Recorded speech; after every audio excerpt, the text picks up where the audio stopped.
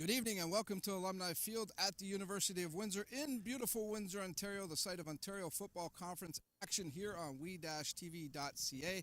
Good evening, everybody. My name is Dominic Papa. Joining me, the Doctor of Football, our color commentator, broadcaster, Badia Kwas. And to have you back with us this year, Badia, and it's great to be talking football again. It sure is. Thanks a lot, Dominic. It's always a pleasure to join you here on WeTV.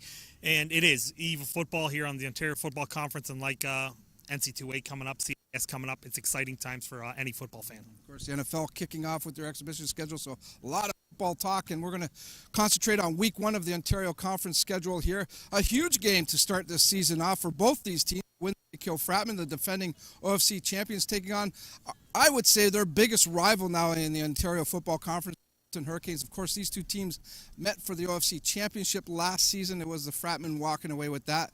I guess we couldn't have asked for a better to start this season, Buddy. Not at all. Like, this is a storied rivalry. It's the premier rivalry in the OFC right now, and both of these teams are hungry. They're both fresh faces across the board, and they're very, very hungry to get that championship back in Hamilton or retain it here in Windsor. Let's talk about Hamilton, Buddy. A huge turnover for Coach Jason Hayes. He tells us he's only got 4 players back from last year. He's got a couple of key guys back, though. That's going to really help that cause. Yeah, the key cog in that engine work is going to be Jake Marquette, their quarterback. He's a veteran. He's probably right now going to be the top player on the offensive side in the Ontario Conference, returning our quarterback heavily on his lead young team early in the season. And on the flip side, for the Fratmen, of course, a lot of players have moved on to CIS football or other football. There's been some turnover there, but Coach LaChance has a good nucleus to work with to start with, but he's got some concerns. He does have some concerns, and in the broadcast today, you'll hear my voice say it's a newcomer, another newcomer. The one thing I will suggest to watch is the defensive backfield for the Windsor Fratmen. That defensive backfield is probably going to be one of the best they've had. I think it's going to get better. There's going to be a couple additions as the season goes on. So that's probably the strength of their team leading into this early season. One thing we can say about both is I don't know if they necessarily call it reloading, and that's why they are the franchises that they are. Yeah, the reload is exactly the word that has to be used here, simply because they have such a winning tradition on both sides that any sort of a championship is failure. And when they want to reload, as you put it, they just add a few keys and they become instant contenders. And I think that's what you're going to see here. Both of these teams are going to be hungry to prove themselves, even though they're young, to be that sort of reloaded championship roster. Well, last year the Fratmen took business against Hamilton. As mentioned, they defeated them in the championship game. They also defeated in their one meeting during the regular season. That was in Hamilton, so no doubt the Canes are looking for some revenge. Fratmen looking to keep the tradition going of winning their home opener. When we come back to the Alumni Field, the opening kickoff, Justin Prince and Badia Kwas with the call. This is OFC Football on we-tv.ca. Like our champions, we know what it takes to win. Every day we put on our uniforms and we strive to be the best. Ring after ring, we keep practicing until it becomes second nature. Our craftsmen have put in thousands of hours to master their trade. And when things get tough, we make the adjustments needed to stay on top. Baron Championship rings. This is who we are. Good evening, everyone, and welcome to tonight's coverage of AKO Fratmen football, as it's time to kick off a new season of OFC football as we're underway as the Fratmen kick it off to the Hamilton Hurricanes. He'll bounce out of bounds to start off the game as the Hurricanes will set up for their first drive as that bounces out just past the 10. Yeah, we don't even have a second off the clock, and we already have our first flag of the OFC season here. Kick out of bounds, that means they're going to get the ball at the 40-yard line, which is going to set up Hamilton with some excellent field position here. Pretty confident that's not what they wanted to do to start the game, but of course, smart from the Hamilton return man. He saw that the ball was bouncing out of bounds, pinned in a corner, so he just let it go, and you're going to see here Jake Marquette bring out his crew with the Hurricanes. Justin Prince alongside Badia Kwas here as it's time for the first drive of the game for the Hurricanes. Marquette will set up in the pistol formation. 3 receivers on the left. Here's the snap. Rolls to the right. Throws it on the screen, is off and away he goes. Down the sideline, this will be a first down around center field. Yeah, nice little play action from the quarterback. He's just going to run some sort of inside zone run action. And then you get the fullback who's just going to flare out. And you'll see here on the replay, number 34 just flares out and they lose the containment. And that's just Stanley, Javante Stanley, who works his way up the sideline and, as you said, reaches midfield or pretty close for the first down. Javante Stanley making the first catch of the season for the Hurricanes. And they have their first down, setting up at about the 54-yard line for 1st and 10. Two receivers on the right. Fakes a handoff. Marquette wide open up the middle. Nifty spin move with the catch. Still trying to get him down, and he's tackled just at about the 15-yard line. A great catch to Keyshawn Jordan. Yeah, that's a blown coverage. Jake Marquette just runs a little jet sweep action, and somebody vacated the middle of the field. So you see the jet sweep action to Javante, and just right up the B seam, he hits him right on the hash there, and it looked like somebody checked off a receiver, and then you have a missed tackle on top of it, and that sets up the Hurricanes at the 15-yard line, and now they're in that go zone. Marquette coming off a season where he had 1,520 yards in the regular season as he'll set up for 1st and 10. Ball at about the 15-yard line, already in the red zone from the AKO Fratmen.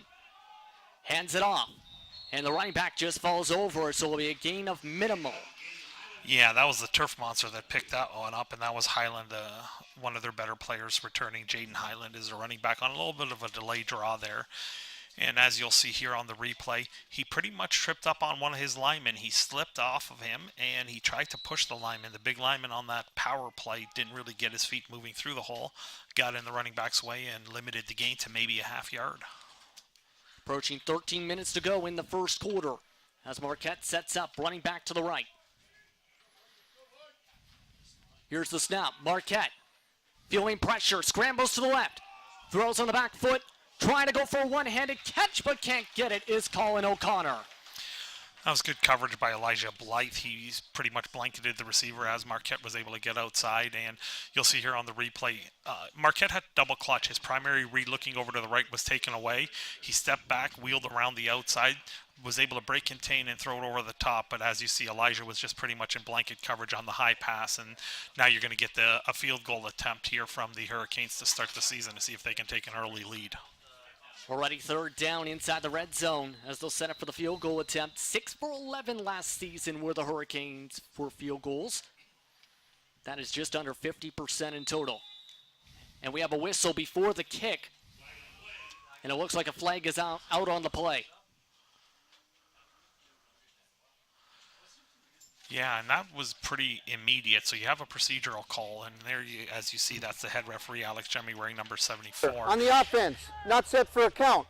5-yard penalty, repeat 3rd down. Yeah, the offense has to be stationary. Everyone along the line of scrimmage, 7 people, have to be stationary for a moment before the snap. So one of the guys was probably jostling for position when the center snapped the ball. So that's a pre-snap foul, which moves them back, and now it's going to make it about a 26-yard attempt. Reichel will be the one going for the kick. The kick is up. And it's wide left. Going to be returned from the end zone, trying to not get a rouge as the Fratmen. And they're just going to take the knee and allow the 1 point. Yeah, that's Spencer Trenier. He's a veteran. He's one of their smarter football players, I would say, on the defensive side as well in special teams. And he took his shot. He scrambled a little bit to the right, then worked his way to the left, and he realized that he had nowhere to go. Take a knee, don't get hit, and fumble in the end zone. Give up the point, which, worst case scenario, that's a good thing for the Fratmen here because now they're going to get the ball at the 35-yard line of scrimmage for their first offensive possession. Let's look at the 2017 standings for the regular season. The Fratmen last year went 7-1. That only loss, was in interconference play against Edmonton. Hamilton went 5-3 on the year, as well as the London Beefeaters 5-3. The Sooners, Grizzlies, and Raiders all finished below 500 for last season. As now the Fratmen will set up for their first offensive drive. Colton Allen at the quarterback spot. Throwing on the first play, trying to throw deep, but overthrows his man. It's incomplete. Yeah, and Colton Allen did have Marcus Cooper going up the seam there. That's one of the ones where he was so open early. You'll see here on the replay, I think if Colton would have just drilled it on him instead of lead him, he might have had a better chance here because there's no one around him early. And if he would have got that ball, maybe a 15 to 17 yard throw, I think you would have seen Marcus take that right to the house. Nonetheless, they took a shot early, maybe let the quarterback sort of get a little bit of the jitters out, but expect him to air it out. He's a big arm. Allen now sets up for 2nd and 10. And here's the snap. He'll throw again, feeling the blitz. Scrambling out of the pocket, and he'll be taken down to the backfield for a big loss. That'll make it 3rd and long. Now, Colton is indeed a rookie in the Ontario Football Conference, but he might not be a rookie to football in the sense that he's played at the OUA level. He looked left, but then he immediately left the pocket. As soon as you leave the pocket to your left and your shoulders turn like that, you have no chance of really throwing to the left. I would like to see him sort of stay and step up into the pocket a little and give himself a chance to find something crossing over the middle, a receiver rerouting to the middle, because most of the times you do have something come across the middle as the Fratmen now have to line up in a 3rd and long and punt. Andrew Beaton is the punter and kicker for the Fratmen as he'll come out for the first time. Here's the punt. Just got it out in time as he approaches it towards center field as they'll bounce out at about the 53-yard line. Justin, you said it right. He just got that out, and it was actually an excellent punt, an angled punt with no net return. He was able to get the ball into the Hamilton field, side of the field, so at least now it's about the 57, 58-yard field for them to go. It's still great field position for the visitors. Harold Remark is the presenting partner of WeTV and AKO Fratmen Football. For your real estate needs, contact Harold Remark at Royal LePage Binder Real Estate today. But with that, it's time for the Hurricanes offense to hit the field for the 2nd time tonight. Marquette takes a low snap. Gets a quick throw as he'll get about a gain of 5. Breaks away from, in fact, his receiver, but the whistle comes out as he tries to go down the sideline. Yeah, I'm shocked like that whistle didn't come out earlier. The young man lost his helmet on the initial contact. Yeah, Jordan. And that was exactly Jordan. And you see here the tackle comes up. It's a form hit. It was not leading with his head. He just wrapped him up a little high, and that helmet came off very, very easily.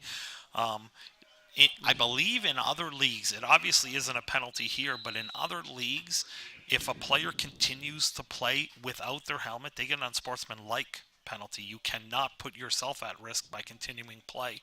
I'm pretty sure pretty soon we'll see that here in the Ontario Football Conference. You definitely don't want to risk your health for sure without a helmet. 2nd and 7 now for the Hurricanes. Marquette. This one batted at the line of scrimmage, and it's caught by, I think, a lineman. As either way, it's going to be 3rd and short. Well, that big just got himself lucky in the stat sheet. That's big number 75, Riley Cassidy, who it is not illegal touching because once it's batted, a lineman can indeed touch it. He caught the ball, and in all the grace he could potentially bring to the equation, moved it forward for maybe a yard, and it's going to bring up a 3rd down and looks like 6 situation. We do have a conference here.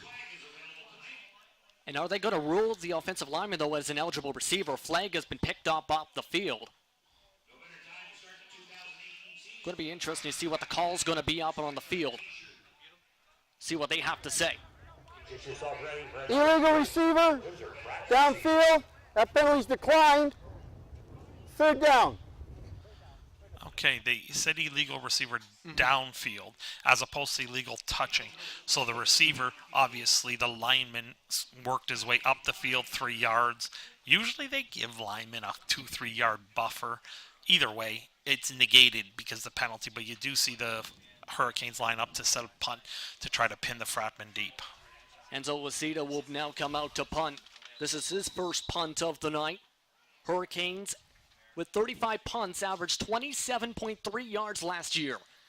As Wasita, angled punt, bounces in the dirt, caught at about the 22-yard line. Breaking a few tackles down the sideline, backing away, and able to get a good return as Marcus Cooper. Yeah, it took a fortunate bounce. They tried to do the little bit of an angle kick, but the most important thing Marcus did here, and you'll see on the replay, as soon as he touched the ball, He went vertical. He got north and south and up the field.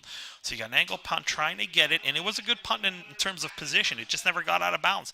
Notice he put his foot in the ground. Rule of thumb is you can always get a first down if you go downhill. And in this case, he picked up almost 20 yards and flipped the field position and set up the Fratmen at the 43-yard line. And that brings out Colton Allen once again. 1st and 10, 2 running backs behind. 3 on the right side as he'll take the snap. Feeling pressure ready, throws it up the middle, and this is going to be a first down and more. Across the 50-yard line it goes for a nice completion to Dante Lewis. Yeah, and probably not going to be seen by many, but you'll see it here right now. They're going to bring a blitz. Linebacker number 41 times it perfectly, and you get the running back. Janko, number 25, stepped up and actually protected his quarterback, allowed Colton Allen to find Dante Lewis there for a big gain into the Hurricanes territory.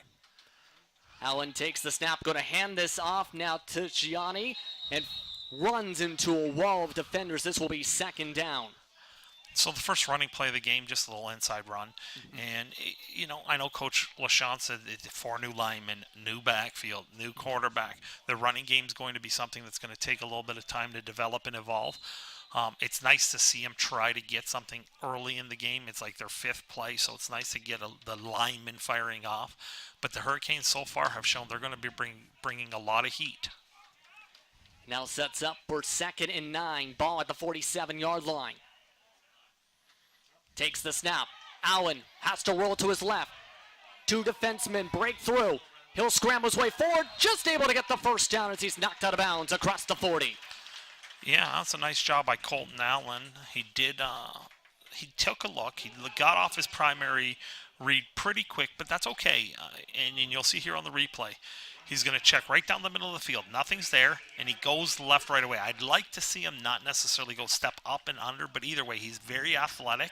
He is very cerebral, smart. I am shocked he's asking for a penalty. I'm shocked there wasn't one there because that position is very protected. And with that, Allen's going to set up for 1st and 10 once again. Allen sets up 3 receivers on the right. Quickly throws to one of them, but it's incomplete. Off the hands of Marcus Cooper. Yeah, it's a missed opportunity because Marcus Cooper, if he gets a clean pass there from his quarterback, had enough time to survey what was coming towards him. And you'll see the quarterback just turn, and he just sort of looked like he feathered it instead of fired it. Get that ball out. You don't need the seams. You're big hands. You're a big, tall kid. It's only an 8-yard pass. Fire that thing out there. Get it to your receiver. If he would have got him on just straight on line instead of feathering it to him, I think he would have had a little bit more room, a little time to find some green grass. And with that, he'll set up for 2nd and 10. Hands it off. Gianni running into the line. Able to get a few yards, but it's going to be 3rd down and maybe about 6. You know what? I like the play call in the sense that you're going to run this little counter play here, and the Fratmen actually get a seam inside there. That's the weak side linebacker who came across and made the play. That was number 44 for the visitors, and he's a solid linebacker, Deckers, and he cut right across there. And here's Coach LaChance looking like he's going to take the first real gamble of the game, going for it on 3rd down here with about 6 to go. Maybe they try to draw him offside with a hard count, but either way, they're going for it. Just about 7 minutes to go here in the 1st quarter. Fratmen going for it as Allen takes the snap, but a whistle is called after the snap. Yeah, and we're getting it here. Alex Jemmy's getting the call from number 54, who is Chris Patton, who's the head linesman. And we have an offside. It looked like it was a slot. 2nd down repeated. Yeah, it was number 14. He was trying to get to Marcus Cooper, and I believe Marcus Cooper was almost a full 1.5 yards across the line of scrimmage on that. And you'll see here on the replay, we actually go from the coach to the field here. Yeah, it was a hard count, and Marcus Cooper jumped the gun and got himself, and now it's 3rd and 11, which Coach LaChance, maybe it's a blessing in disguise, doesn't take a gamble now and is going to punt the ball away and trying to pin Hamilton into what they call the coffin corner, which is somewhere inside the 10-yard line.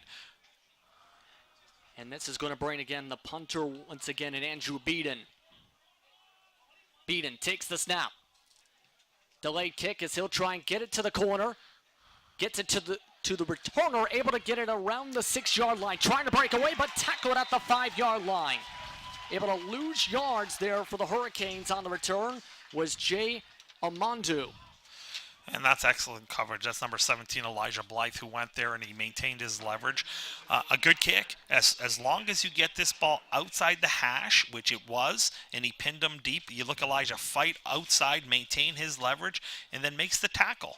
And that is a very, very good special teams play there early in the game, pinning him deep. And if the Fratmen can indeed hold here, you likely see a concession of a safety for the Hurricanes, because they don't want to be playing from the shadow of their own goalpost. So if the Fratmen defense can do their end, the Fratmen could find themselves in an early lead at 2-1, more of a hockey score, but we'll see how it plays out. We'll see how the pressure comes. The Fratmen focused on defense as your 1st and 10. Inside the 5, throwing his Marquette down the sideline, just misses his intended target. Incompletion, as that was intended to go to number 84 and Colin O'Connor. Yeah, and he had him. Colin O'Connor had him, and that was number 20 in coverage, Dalmas Lynch. Dalmas was in good position initially, but then just quit on it. Don't look at the quarterback. You have a guy who's streaking up the sideline. Run with him. He did not have to do that double check back into the backfield. That's just maybe a young player making a younger mistake. He should have been in a better position there. Obviously he didn't have any help over the top of that, so he's got to stay with his receiver as he's streaking. And now Marquette is going to have to worry about 2nd and 10, still at the 5. Here's the snap. Already 2 men in the backfield, having to scramble around and just avoid the safety, but the ball comes out. It was a fumble. Fratmen recover it. That is excellent job by the Fratmen defense. They got some pressure, and they did not have to bring a lot of extra people to the party there.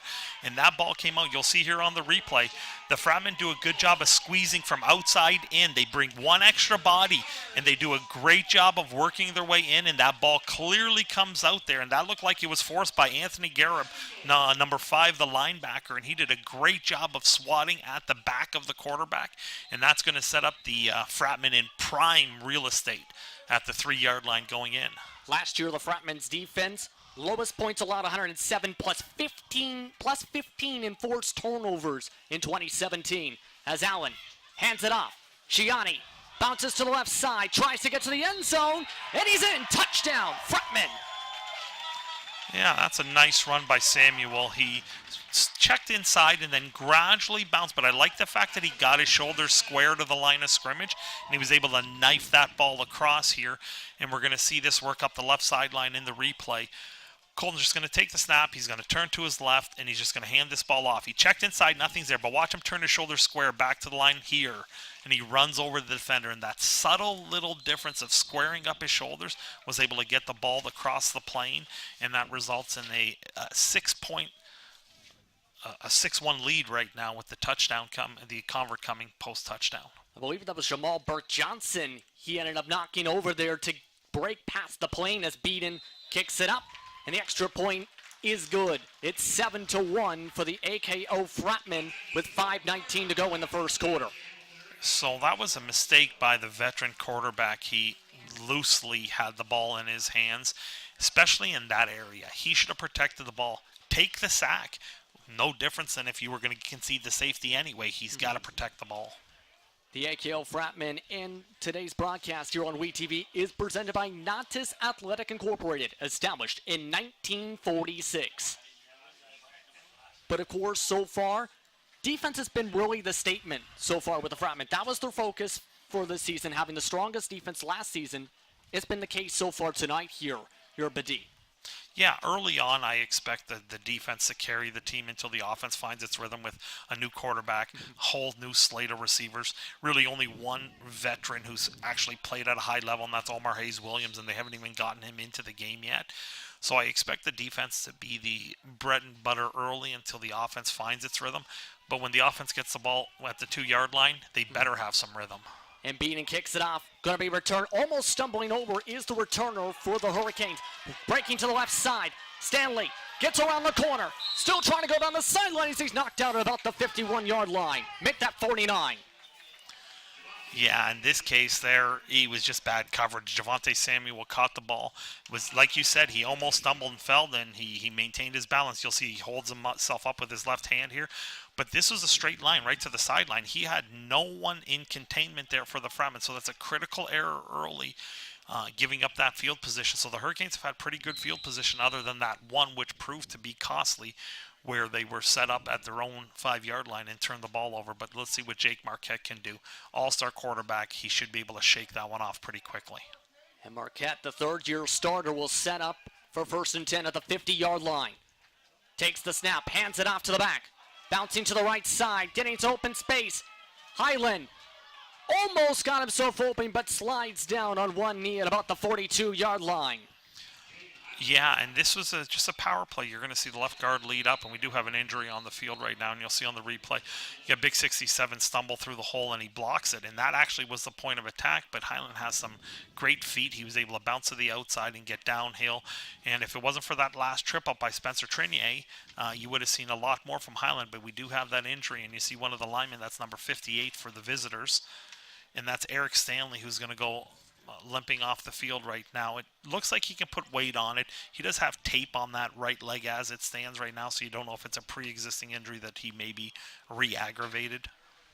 That would be the trainer bringing him to the sideline, Jennifer Saltarelli, with the first injury of the game. They'll quickly bring in the substitution. But right now, again, it's been a pretty strong start, despite the turnover from Marquette in the Hurricanes offense. It has been. They have been able to move the ball. They've had a couple explosive plays already, and they had a missed opportunity earlier in the last series. And here's the 1st and 10 at the 43-yard line. Marquette throws it deep. Misses the man, as that's going to be 2nd down. The intended receiver was Creighton Chartier. Yeah, and I mean, I've seen Coach Hayes coach a lot of games, and he likes to get vertical, and there's just another vertical route there that they just missed the opportunity to connect on. He had a step on Jalen Butcher, and it was just one of those situations where you really have to capitalize on those. You're not going to get too many more chances to hit home runs, and they've already taken 3 or 4. They connected on one longer one. Correction on the last missed receiver. That was Angus Button, pardon me, number 29 for the Hamilton Hurricanes. Taking the snap, feeling pressure as this is going to be thrown down the sideline as that one's caught. Is it going to be a 1st down is the question, as that's going to be close. It looks like he has it. It looks like he's got it by about a yard, and that's going to reset the chains here. And you're going to see there must be some sort of miscommunication because they had an under and an over receiver within 5 yards of each other there.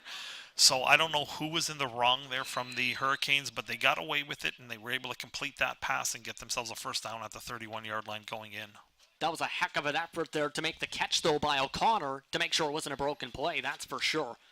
As now Marquette will set up for 1st and 10, 31-yard line, 3:20 to go in the 1st quarter. Marquette takes the snap, hands it off to his running back in Highland. And Highland wrapped up, but able to get a gain of about 5 to make it 2nd and medium. And this is what I would expect Hamilton to try to do a little more of. There's one thing that Hamilton clearly is, it's bigger. You see the black jerseys up front for Hamilton, just push and create some running lanes. And I'd like to believe that they see that very thing on their own sideline and that they can actually get some push and downhill run. If you can control the line of scrimmage with the run game, take your one home run shot a little later, but if you can keep moving the chains, it's going to put a lot of pressure on this defense. 2nd and 2 with 2:38 to go in the 1st. Rolling to the right, Marquette throws on the screen, able to get the 1st down, is able to sidestep down the line with Brendan Benincourt to get the 1st down inside the 15-yard line. Yeah, now again, that was almost like the opening play, just that little slip out, and you'll see Benincourt come across the formation, fake inside run, and he'll just leak out on that little flat arrow route to the outside. One missed tackle, and he works his way up the sideline, and there indeed was a block in the back that was missed. It was after yards to gain, so it would have been a 1st down anyway, but that was a missed call on a block in the back. Marquette will now set up for an hour 1st and 10, 2:16 to go in the quarter. Marquette to the end zone, trying to get a one-handed catch, but can't grip it as Colin O'Connor. This will be 2nd down. Yeah, I think we got a pass interference call here. You're going to see Dante Fornasario, and it looked like he tugged at the receiver's jersey, And I believe it was a warranted flag. I believe it was Todd Whited who threw that. And I'll just give you a quick rundown of our officials. You have Alex Jemmy, who's our head referee. Bruce Carter's our umpire. Chris Patton's the head linesman. Corey Cousins is your line judge. You have John Dodson is your side judge. Todd Whited is your back judge. And your field judge is Kirk Hayes. We have an injury on the field, so they're going to be calling down. And you'll see on the replay at the top of the screen, you're going to see a little tug of the jersey right there. And our camera crew did a good job of just grabbing that. And sorry, I said it was Dante Fornaciari. It was number 20, Dalmas Lynch, who tugged at the jersey. And we're going to get the official call here from Alex Jemmy. Holding on the defense, half the distance, first down. Yeah, so it was a defensive holding. He grabbed the jersey. He didn't necessarily need to, but he was beat. And a couple different injuries on the play. Also going to the sideline for the Fratmen now will be Alex Vilhora, as he'll go to the sideline, the defensive end for the Fratmen. With that, though, it'll be 1st and 3 to go, as that was half yard. It'll be at about the 7-yard line with 2:11 to go in the first quarter. Yeah, it's going to be end goal because it's an automatic first down from the defense. So it's not going. They're going to need goals. So it's 1st and 7 from the 1st and goal from the 7-yard line. Chain Gang just updating that as well, as we have a whistle, and it looks like we might have another flag. No, we have a timeout. It looks like the Hamilton Hurricanes didn't like what they saw. So I saw Coach Hayes pretty much 10 yards on the field. And the only time he's going to be that far out on the field is if he's going to be calling for a timeout, and that was indeed the case. So you get the Hurricanes wanting to talk it over, and there's a look at Coach Hayes, a great quarterback in this conference in his own right. He's going to talk to his crew, and he's just going to settle things up here. And I mean, Jake Marquette's been in the league. He's the all-star quarterback from last year. He's a talented passer. He's just going to try to maybe settle him down and just say, listen, set your feet in the pocket, deliver the ball in the wheelhouse of the receiver. A few of the passes have been high. A few of the passes have been over target. He just has to just settle them in. First game of the season, everyone's going to have a little bit of that preseason rust still on them. So he's just probably take the time out to really give his quarterback an opportunity to catch a breath, because this is an important possession. They got to reestablish the lead here. With that, it'll be 1st and goal once again at the 7-yard line after the timeout. 7-1 is the score, 2:06 to go. Marquette takes the snap, hands it off. Going to the right side and getting into the end zone for the touchdown is Jaden Highland. That was just too easy. The entire right side of that offensive line completely collapsed the defensive left force unit for the Fratmen, and Highland was able just to take this ball here, and you'll just see he just naturally works his way up. That side was not anywhere established. No edge was set for the Fratmen, and Highland was able, he's too good of a running back not to find the end zone there. That ties the game up pending this extra point. And that'll be the first touchdown of the season now for the Hurricanes, as they'll bring out the kicker once again of Reichel to go for the extra point. Chance to take the lead once again after lean by a Rouge in the early going here in Windsor. The Rouge. Yeah, anyone in the Americas that are watching here, in Mexico, if you are, in the U.S., yeah, you get a single point on missed field goals or punts through the end zone that aren't brought out. The Rouge. And with that, you can see the discussions now along the Hurricane sideline with the coaching staff with about 2:01 to go. They have a 1-point lead now. What do you think is being discussed here before this kickoff with their defense having to take the field once again against the AKO offense? My guess is they're just going to try to pick their poison. They're just establishing who they're kicking it to. They probably want to stay away from Marcus Cooper. They probably want to stay away from Trinier. So I would expect this ball to work up the left to Elijah Blythe. Now, the Fratmen do indeed have 3 talented return men. They actually have more than that. They're very talented in the skilled positions in the return game. So they're probably just picking their poison, and they're trying to decide who the lesser of the evils are. My guess is this is going to go in the direction of Elijah Blythe. That's what I would probably do, but we'll see what the kick is. And the kick is up. Tracking it down is Cooper down the left side. Bobbles in as he has to turn back. Goes around the 25. Docks his way out towards the center of the field. Still juking his way. Going to the right side across the 35. Now to the 40-yard line. He's brought down at about the 42. And see, that to me, that's why I don't kick to Marcus Cooper. I don't kick. I think he is special in space.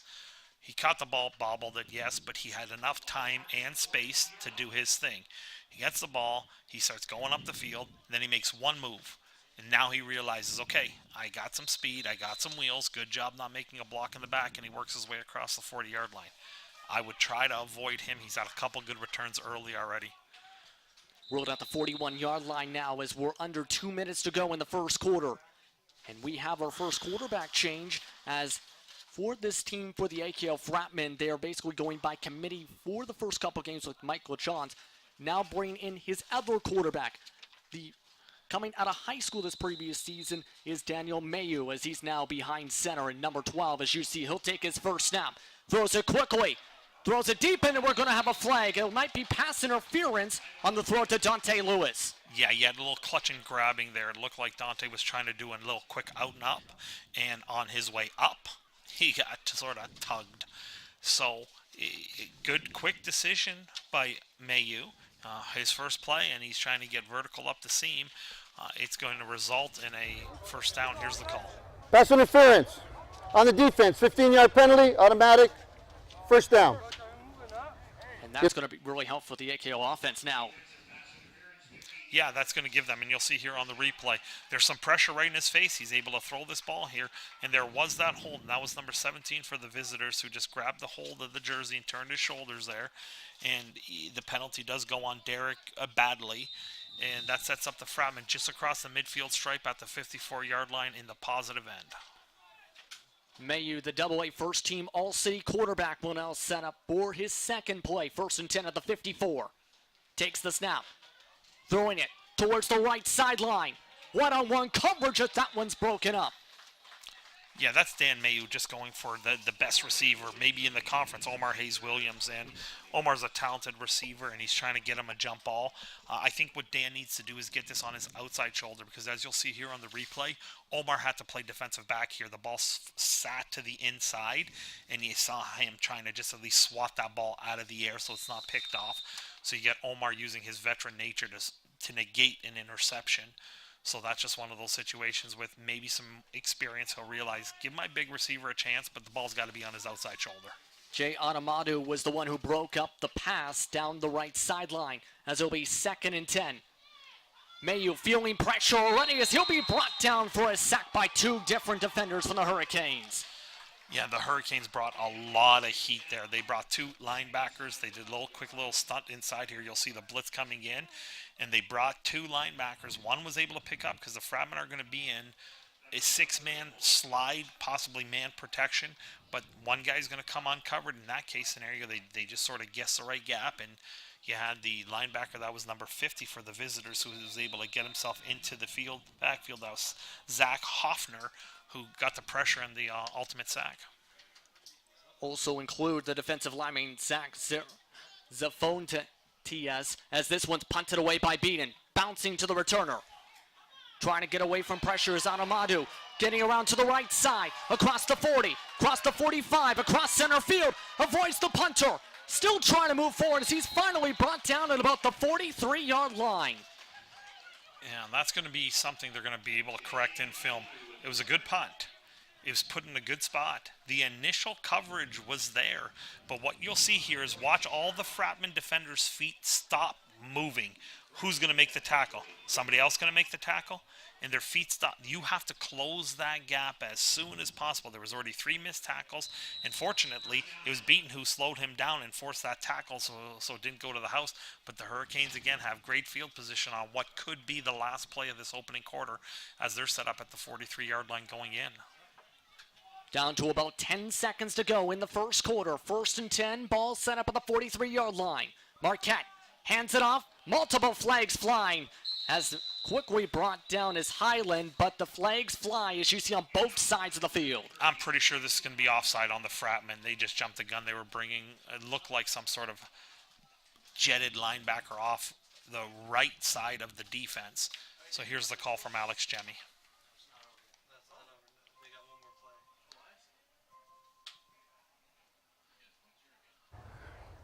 Offside on the defense. 5-yard penalty, repeat first down. Yeah, so we're going to have an untimed down here because you can't have the quarter end or a half or a game on a defensive penalty, unless, of course, at the end of the game, it doesn't matter of the outcome. In this case scenario, they're going to just run an untimed down with a 1st and 5 at the 38-yard line. And with that, Marquette will set up at the 38. 3 receivers set up on the right side, 2 on the left. As here's the snap. Marquette going to pass. Breaks out of the pocket, scrambles forward, has the first down across the 20s. He'll slide at about the 18-yard line to end off the first quarter. Yeah, that's a nice little run here, and you'll see on the replay. Well, we do have the end of the quarter. There's our ticker there saying it's 8-7. And here on the replay, this is what I'd like to see the Fratman quarterback do. Watch how Jake Marquette climbs up into the pocket, because the offensive linemen are going to try to turn the men outside, and that's indeed what they did, and he was able to slide, hook slide, get himself a first down as the teams flip ends, and the Hurricanes are going to have a great opportunity to score. And with that, we'll be back in just a few moments. 8-7 is your score. Hurricanes lead after 1 quarter play. We'll be back in just a moment on we-tv.ca. Windsor started a tradition way back of giving us great barbecue north of the border, and you can taste that tradition when you come to Tommy's Barbecue. Dive into Tommy's rotisserie-style ribs and chicken, along with the crinkle-cut fries, coleslaw, and the original hot and sweet sauces. Plus all those amazing desserts like Black Forest cake and strawberry cheesecake. Taste the tradition and so much more at Tommy's Barbecue, 999 Erie Street East. See you there, Windsor. Welcome back, everyone, to Alumni Field in beautiful Windsor, Ontario for more OFC action for week number 1. Hurricanes lead over the Fratmen 8-7 after 1 quarter play. As we start off the second, Marquette takes the snap, hands it off to Hyland. Hyland trying to break a couple tackles as he tackled just around the first down marker. Will be 2nd and short. Yeah, and this is exactly what the Hurricanes and Coach Hayes wants to see from his offense: balance. He wants to see protection. He wants to see inside run. He wants to see some short passes. And then when they do get the chance, they haven't really completed, but they want to hit that home run and get it. But he likes that power game inside, which is going to open up everything. The Fratman defense have been on the field quite a bit right now. They've spent most of the first quarter on the field, and right now their backs are against the wall. Now they're responsible for the first score. Let's see if they can stop Hamilton. 2nd and 2 at the 11-yard line as Marquette hands it off again. This time they're ready as Highland is swallowed up. That'll be maybe a loss of 1 to make it 3rd and short. Great job by Garib, the linebacker, number 5 there. He stuck his nose and got himself settled in. You'll see here on the replay, he skates over the top of this, and then he just works his way down and wraps up the quarterback. And obviously underneath that, that's number 41 for the Fratman, Nathaniel Ganish, who came right up the B-gap and dead in his tracks. Good job by the linebackers to squeeze that in, and that's going to set up a 3rd down situation. 3rd and 3 now at the 12-yard line. And it looks like they might try and stay out here with this being short field. I don't like if they're going to snap the ball. I think you kick and you get the points here, but if they're going to try to hard count them and draw them offside, I like that tactic. And feeling the pressure, the Fratmen trapping the line, handing off to the back, and Highland. Highland breaks 2 tackles, tries to push forward, and I think he got it. He did get it, and you know what? They had him in the backfield. They had a chance to stuff him. You'll see here on the replay, they're able to get some pressure into the backfield and create that spill, but number 20, and we've called his name a couple times, Dalmas Lynch. He's made a couple mistakes. He was in a position to make a tackle for a loss, lowered his head, could not see his target, and that allowed the running back for the Hurricanes, Highland, to squeeze his way forward for the 2 yards he needed and now set up a 1st and goal. 1st and goal now at the 8-yard line as Marquette and the Hurricanes offense looking strong in the first 1 quarter plus. Marquette will throw towards the right side, wide open in the end zone. It's caught. Touchdown, Hurricanes by Jordan. Yeah, that's just a blown coverage. It looked like the receiver just did a little stick move, stabbing, go back to the inside. It was Jalen Butcher who just looked like he lost his coverage. He's the nearest defender, and he thought maybe that the receiver was going to the outside, and he just broke it back to the inside, and like you said, walk-in touchdown. And that's going to be the 2nd touchdown for the Hurricanes early on. Chance to make it 15-7 pending the extra point. as Johnny Reichel will now go for the extra point. Kicks it up and through the upright. It's now 15-7.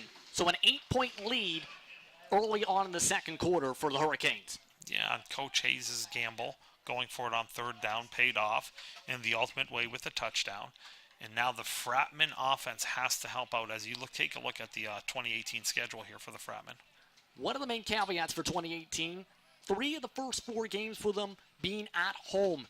The next game, they go back onto the road for Sunday, August 26th against Niagara. Then they're back here in Windsor to play Ottawa and London on Saturday, September 1st and September the 8th. Then they're back on the road against Hamilton in the GTA for September 16th to 23rd. Back home to play the GTA once again before going back on the road to play London one last time for the regular season for 2018, the OFC. Yeah, and what doesn't show up on that schedule is the week after the final is technically their bye week. There's still some other scheduled games that week, so the Fratmen will have a little bit of rest. Assuming they make the playoffs, they'll have a week off. It's time for the kickoff as the Hurricanes sending it very deep, picked up at about the 3-yard line. Returning it up towards the middle. Trenier goes to the left side. Still no one's touching him. Stiff arms a man as it's going to be brought down to 42, but draws the flag. There is a flag on the play. Okay, so I know the second flag. The second flag is going to be a face mask. It looked like he was able to head tackle, pull him down. The first flag here you'll see, and again, this is the worst possible option. You never kick it between the hash marks. I hate doing that, kick it outside. And again, I wouldn't go to Trenier, and I wouldn't go to Marcus Cooper. Either way, Trenier makes his way up the sideline here, and you'll see as this gets wrapped up, he's got the face mask, so that's a clear foul there. But was there a block in the rear early on? And if that's the case, we'll get the call right now from Alex Jemmy. Unnecessary roughness, face mask on the return team. Unnecessary roughness, face mask on the kicking team. Spotted first foul, first down.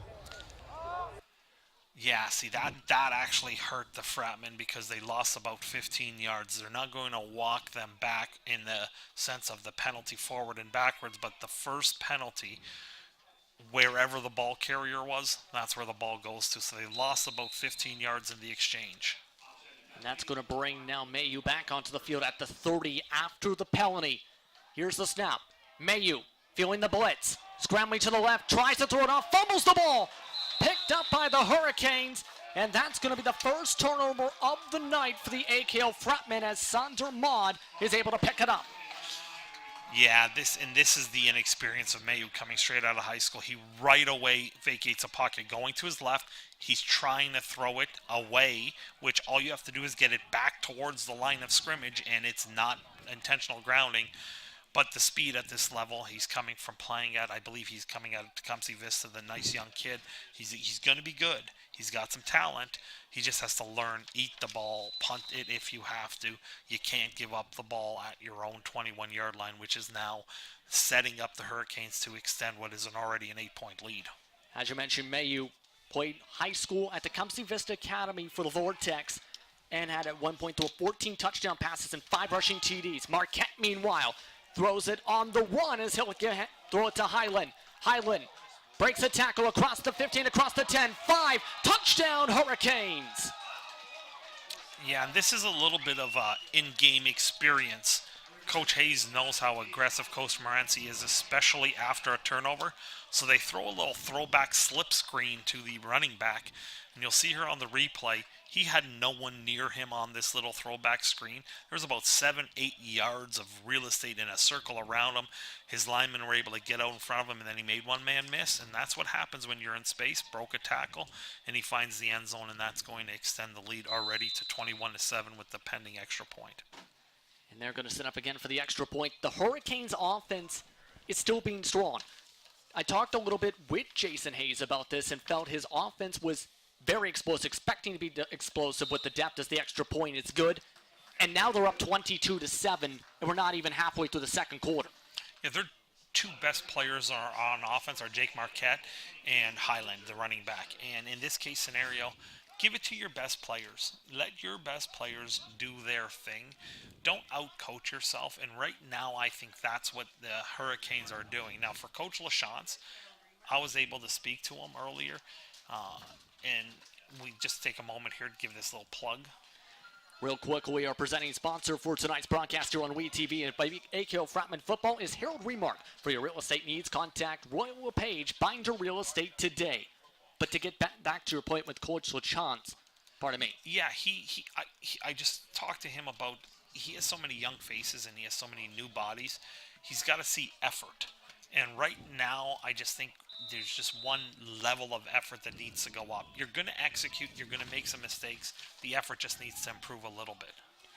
Laurencia kicks it off. Bit of a shorter kickoff this time. Bounces off as now roll out of bounds at about the 24. That brings out the penalty flag. Yeah, and this time they avoided both Trinier and Cooper. And then they try to kick away, and they kick it out of bounds, which is going to give the Fratmen the ball at the 40-yard line. With 11 minutes left in this opening half of Ontario Football Conference play, what the Fratmen need, they need a sustained offensive drive. They need to keep the chains moving for 3, 4, 5 minutes to give that defense a chance to catch their breath and make any adjustments they might need to do to get the Hurricanes off the field the next time in maybe a 2-and-out situation. As you can see, Colton Allen is now coming in for the next few drives, as he'll take the snap on 1st and 10 at the 40.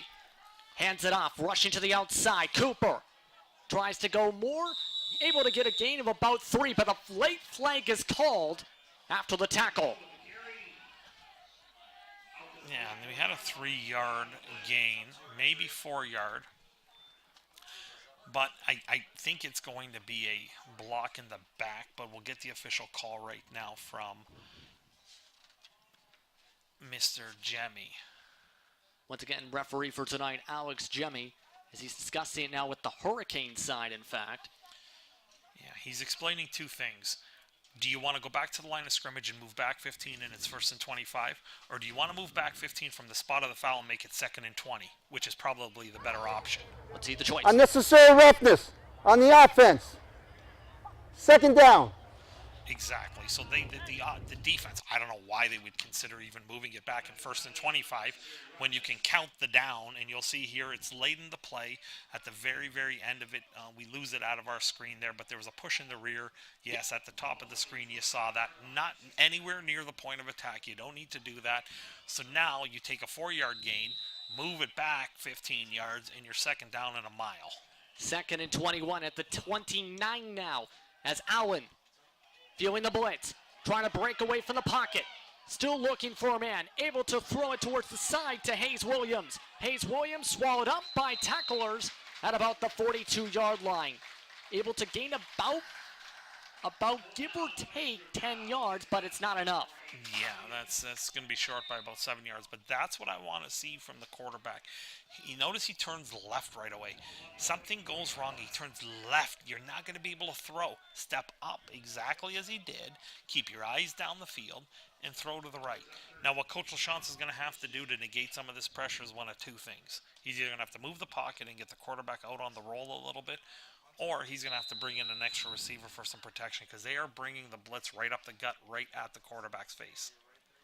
And now that brings up the punt unit on 2 as that brings up Andrew Beaton. Will punt once again with 10:30 to go, rolling towards underneath that in the 2nd. Beaton towards the right sideline. Bounces it around the 32. Bounces back to past the returner to the 26. As the Fratmen are able to swallow him up after the bounce. That will be no gain on the return from Stanley. Well, if there's a positive, that's a great punt, and Beaton's been doing a great job as you see the power rankings here on our screen. This is also a positive. Hamilton comes into tonight for this week for the CJFL power rankings, 4th in the country. The Fratmen come in number 6. Last year's Canadian Bowl champions, the Saskatoon Hilltops, are at the top of the power rankings standing so far for 2018, heading to week 1 of the OFC season. Yeah, and you're not going to see too much movement. Saskatoon has earned that right.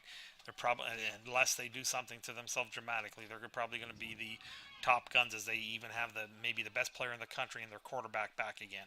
Justin Pritzel onside, Badi Quaz, as we're setting up for 10 minutes to go here in the 2nd quarter, about the 24-yard line. Hurricanes on 1st and 10. Handed off to Highland. He's got a 1st down and then someone as he's brought down at the 41-yard line. Yeah, nice little lead draw here, just a subtle delay. Again, give it to your horse, and you got Highland getting the ball again. And you'll see on the delay draw, big number 67 is able to lead up the hole. He creates a little bit of a wall, and Highland doesn't get touched until he's at least 14 yards down the field. And that sets them up at the 40-yard line. They've had tremendous field position, except for that one, which cost them the 7 points. But they've rebounded well since their turnover. And with the run, it's to the 40-yard line for 1st and 10 once again. The Hurricanes offense has been a moving tonight. 3 wide receivers will set up on the right side, 2 on the left. Marquette, 1st and 10, hands it off. Moving to the left side and breaking an open space across center field, across the 50. Sidestepping to the right, he's brought down at the 45-yard line. This time, they whip with Stanley, and he's able to burst to a gain of about 15-20 yards. Yeah, and you can tell the defense is getting tired here. Again, just a little delay action there, and you got Javonte Stanley just finding a seam and working his way up the left hash mark, up the sideline, and picks up a big chunk of yardage there. And now you're seeing probably the bigger stat going into this, as I'd be interesting to see. Maybe the Fratmen have 1 or 2 first downs, whereas you see probably a dozen first downs for the Hurricanes, maybe more. That's going to be a telling stat as the game goes on. 8:25 to go in the second quarter, as it's 1st and 10 once again. Marquette, flags popping up. Marquette still throws it deep in one-man coverage, an amazing catch. But with the flag, we'll see if that will stick after the catch from Angus Button. Yeah, that flag came out early, so I don't know if it was an alignment and offside situation, but it is coming back here, as that was just a great effort by the receiver to come up, but it looked like we had an offsides, so it's going to bring the play back, and here's Alex Jemmy for the call.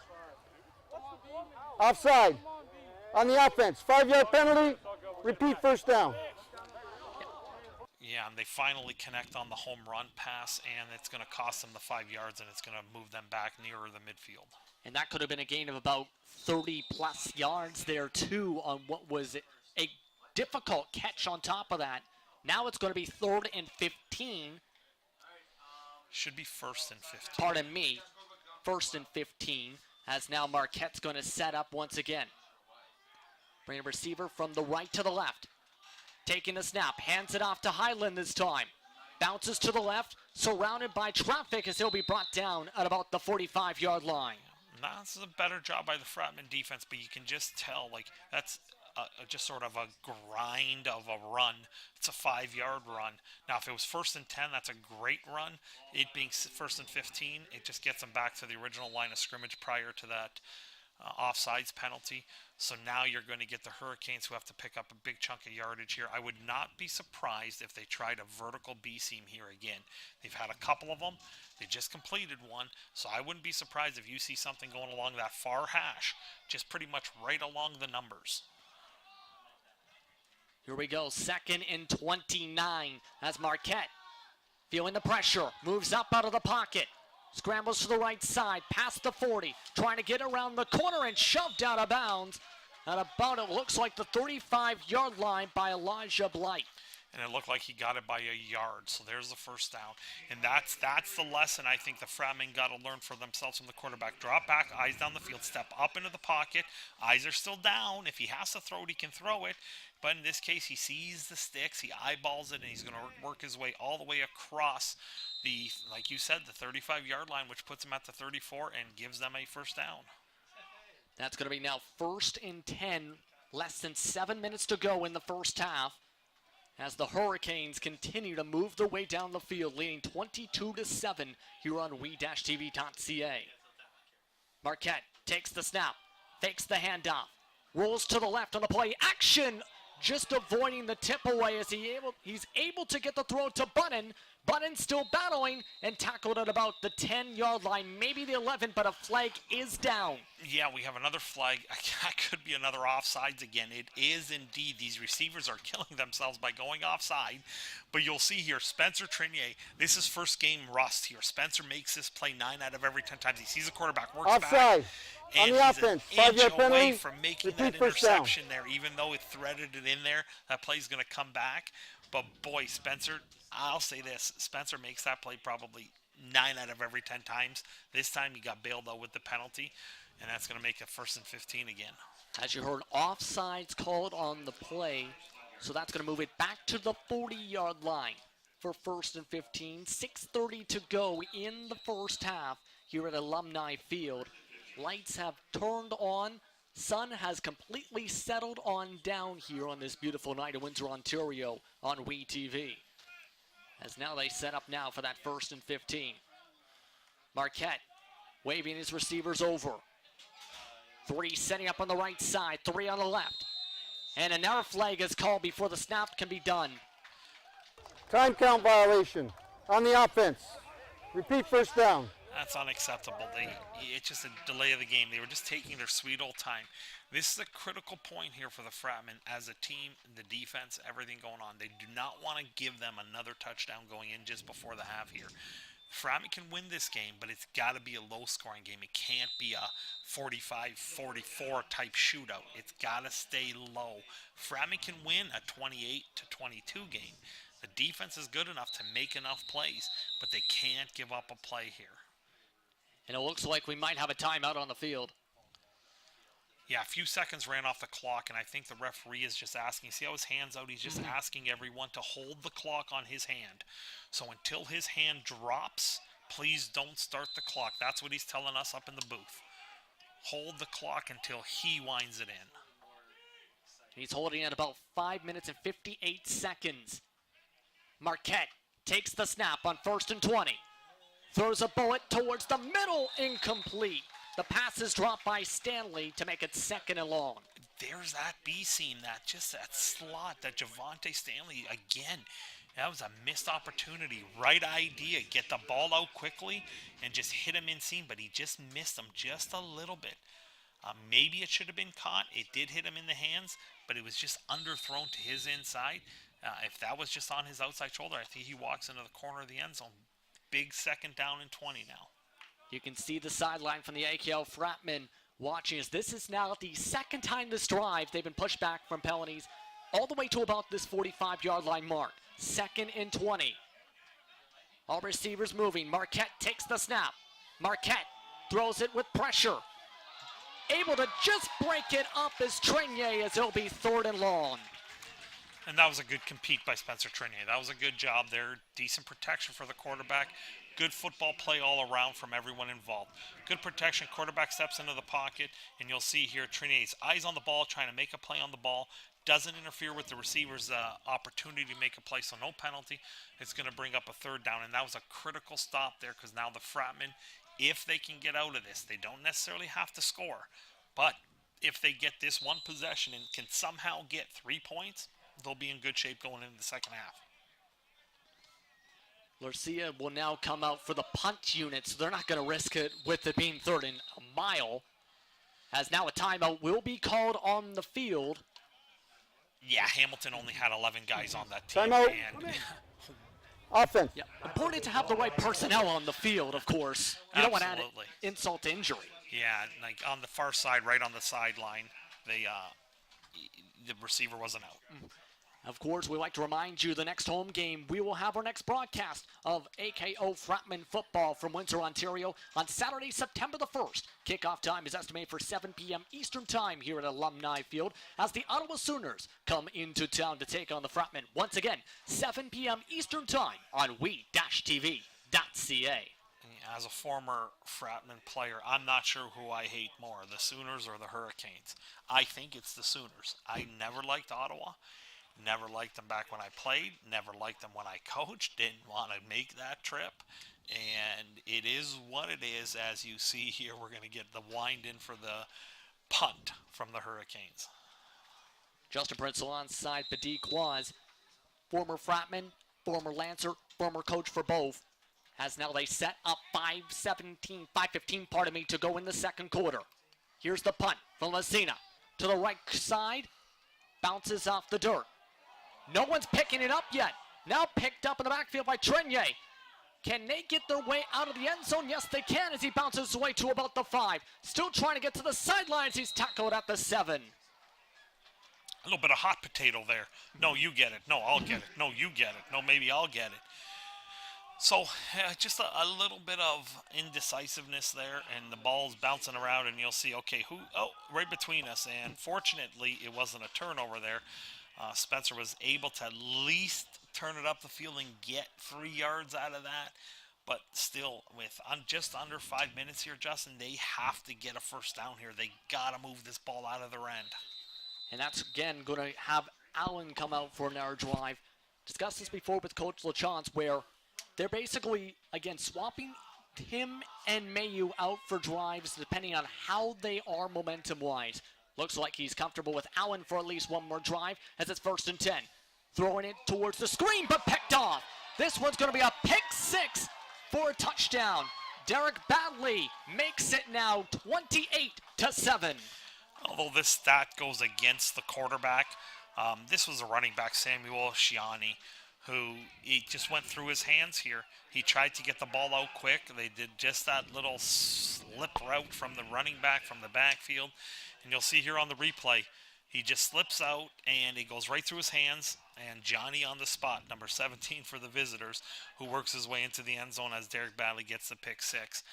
That was the worst transition of plays that could have possibly happened, with the bad punt return and then the bobbled catch and throw resulting in a pick 6.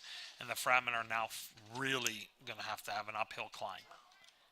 And they'll set up now for the extra point. Chance to make it 29-7 with 4:38 to go in the quarter. That one is blocked, but flags are thrown on the play. See if they have to re-kick. Yeah, I think there was an extra body on the field somehow. I think the Fratmen may have had 13 people there, and that means the Hurricanes are going to dodge another bullet here. Illegal substitution, 13 men on the receiving team. We'll apply that on the kickoff. And that's an early season mistake. Again, you have a sudden change like that. Defense has to run back out. Maybe there was a substitute from the last possession. So a botched snap, the Hurricanes get the benefit of retrying the kick after the penalty. And they'll go once again. And this time the extra point is good to make it 29-7. The player that had been that 13th man, it appears, was Hamza Iqbal, who was called to the sideline as soon as the flags came up. But right now, this is a huge deficit. We've talked about Colton Allen and his experience. The former Essex Raven was in a QB battle with Sam Garrard during the preseason last year at the University of Windsor. Filled in for him after Garrard went down with an injury. Played in 3 games for the eligibility of Western Mustang transfer Ben Bergman happened and became eligible, for week 4. It's been a rough one. Unfortunately, for him in his first appearance for the Fratmen, somewhat. Yeah, it has been, and it's one of those situations where both these guys just trying to get their feet wet. New system, and to add insult to injury, the penalty for the too many men on the field is going to be applied on the kickoff, which, as you see, the referee is now spotting the ball at the midfield stripe, which is going to likely pin the home Windsor Fratmen deeper into their own end here, as I wouldn't be surprised if you see a little high pooch kick, maybe around the 20-yard line where the coverage can get down there pretty quickly. We'll see what they elect to do. Kicking off from center field. This one kicked long towards the end zone. Chasing back is Butcher, as it will bounce out the back of the end zone for what appears to be a rouge. Another penalty, though, clearly offside. Clearly, we're going to get the official call from Alex Jemmy, but they were offsides. So we're probably going to have a re-kick here. We'll have to see what the call is. You see the penalty flag being picked up by the Hurricanes. As here we go. Offside on the kicking team. 5-yard penalty, re-kick. It's on the kicking team. That's going to move them back to about the 50-yard line-ish. That's right. It's going to be kicked from the 50 because the midfield stripe was the last kickoff. So it's going to be from the 50-yard line. And if you're listening outside of Canada, yes, it's a 55-yard long field. So midfield is not the 50. It's the 55 here. So he's going to kick. The Fratmen had the chance to decline that sort of penalty, if you will, and take the ball at the 35 and give up the rouge because the field position is going to be critical here. And they end up backing off the kick. Looked like they might have been going for an offsides, but they're going to go again. Yeah, the referee hadn't blown it in. Now the whistle finally came in. Hamilton was a little anxious to kick. Couple players laughing it off, but now they'll go this time. This one booted again towards the end zone, this time returnable. Brought out of the end zone. Butcher going to be swallowed up at around the 24-yard line to set up the AKL Fratmen once again. Yeah, and I think I've said it 4 times right now. Early in the game, the story right now is first downs. Fratmen don't have any. They need a couple first downs here. They need to sustain a little bit of a drive here. The Hurricane offense is gaining the momentum. The defense is tired for the Fratmen. The offense needs to stay on the field here. Simple plays, simple players. Give the ball to your player. Let him try to make a play here. Get the quarterback maybe to hand it off and see if you can get 4 or 5 yards. Try to convert on second down and medium. And they're going to keep Colton Allen out as he'll go for a pass on 1st and 10. Rolling out to the right. Throws in the motion. Able to find his receiver for a gain of about 7 or 8 as that one's complete to Lewis. All right, and that's something I mentioned earlier. You'll see a little sprint out here. And Colton Allen works around the right side here, and he's eerily close to the line of scrimmage. Looked like he was behind it, but he was really close to it, and he was able to find his intended target there, or an alternate target, one way or another. He found a target to reset the chains at the 35-yard line. Very important first down to get this clock going and try to get some points here. 1st and 10 at the 35-yard line. 3:35 to go in the second quarter. 3 wide receivers to the left side, none on the right. Allen hands it up. Shiani able to run forward for a gain of about 6. Shiani lost his shoe, it looked like. And quite frankly, he had a hole there. If he wasn't tripped up, you'll see here on the replay, he had a gap there. And inside their nice little lead block, and he just got tripped up. If not, if he got through that little sandwich, he might have found a little more room. But it brings up a second down and about 2. As you might need to take a timeout because you got your running back still tying his shoe. And it looks like they might do exactly that. Yes, they will. That will be an AKL Fratman timeout. That will be their first use of the half. They'll have 1 remaining. We'd like to remind you that tonight's broadcast of AKL Fratman football is presented by Nadas Athletic Incorporated, established in 1946. Be sure to go there today. But with that, now it's once again 2nd and 2 at the 43-yard line as the Fratmen trying to do anything again they can to get this momentum, especially with this younger team. 43 new faces coming in for this squad, and we're seeing some of that meshing together tonight from the offensive side. Yeah, it's going to be a work in progress. Speaking to Coach LaChance prior to the game, you don't have to be great today. You'd like to be good. You want to see the effort to be great. Effort can never be compromised. So you have to have great effort. As you hear the 3 whistles indicate that we're under the 3-minute warning now. Under 3-minute warning for the first half. 2:51 to go in the half as Allen hands it up. Gianni has the first across center field. Breaks 1 tackle and brought down about the 51-yard line. He'll be 1st and 10 inside Hurricanes territory. Now, Hamilton's playing a bend, don't break right now because they don't want to give up an easy pass down the field for a touchdown. But they got to do a little better job of negating these big runs. That's chunk yardage there, and he's got to do a better job of squeezing that down as they get to the line of scrimmage pretty quickly here. Going on the hurry-up offense, Gianni is swallowed up in the backfield for a loss of about 6 this time. Yeah, and that was Decker again. He's been in the backfield 3 or 4 times, and the answer for the Hurricanes whenever they've been in trouble is to bring 2 linebackers to the party. And you get this linebacker just screaming through the B-gap, untouched. Linemen are just a little hesitant trying to squeeze that down into the gap. I'd like to see maybe some zone scheming where some of the linemen are stepping to an area and they'll run into that a little bit more, but it's going to bring up a 2nd and long here. 2nd and 13 at the 54-yard line. Allen taking a snap, moves out to the right, trying to get away from the blitz, throws on the move, and able to get a receiver for just enough for a first down as that's caught by Hayes Williams. Exactly what you have to do, young man. Step up into the pocket. Watch here on the replay. Eyes down the field. Eyes on the field. Climb into the pocket, then vacate. eyes down the field, allows you to still make the throw. That's what you want to see. So you got a young quarterback. He's played a couple games in the OUA. He's played a lot of games in the OVFL. He's got a lot of experience of playing quarterback, maybe just not at a highest level. He just got to use that and gain that experience and maybe get a first down, a touchdown, something more positive here in the late half. Allen calling the offense. 1st and 10 at the 40. Quick throw to Cooper. He's trying to break his way around, but stopped for maybe a loss of half a yard at 2nd down. Excellent tackle by Chris Spencer. Excellent tackle. Coach LaChance tries to get it into his playmaker's hands quickly, and you see a nice form tackle, wraps him up right around the waist, and then pulls him down, limits the gain to maybe an inch or two. He's going to bring a 2nd down and 10 situation here. The clock winding down, just under 2 minutes now. The Fratmen are going to try to find something positive to finish the half. 2nd and 10, ball still at the 40.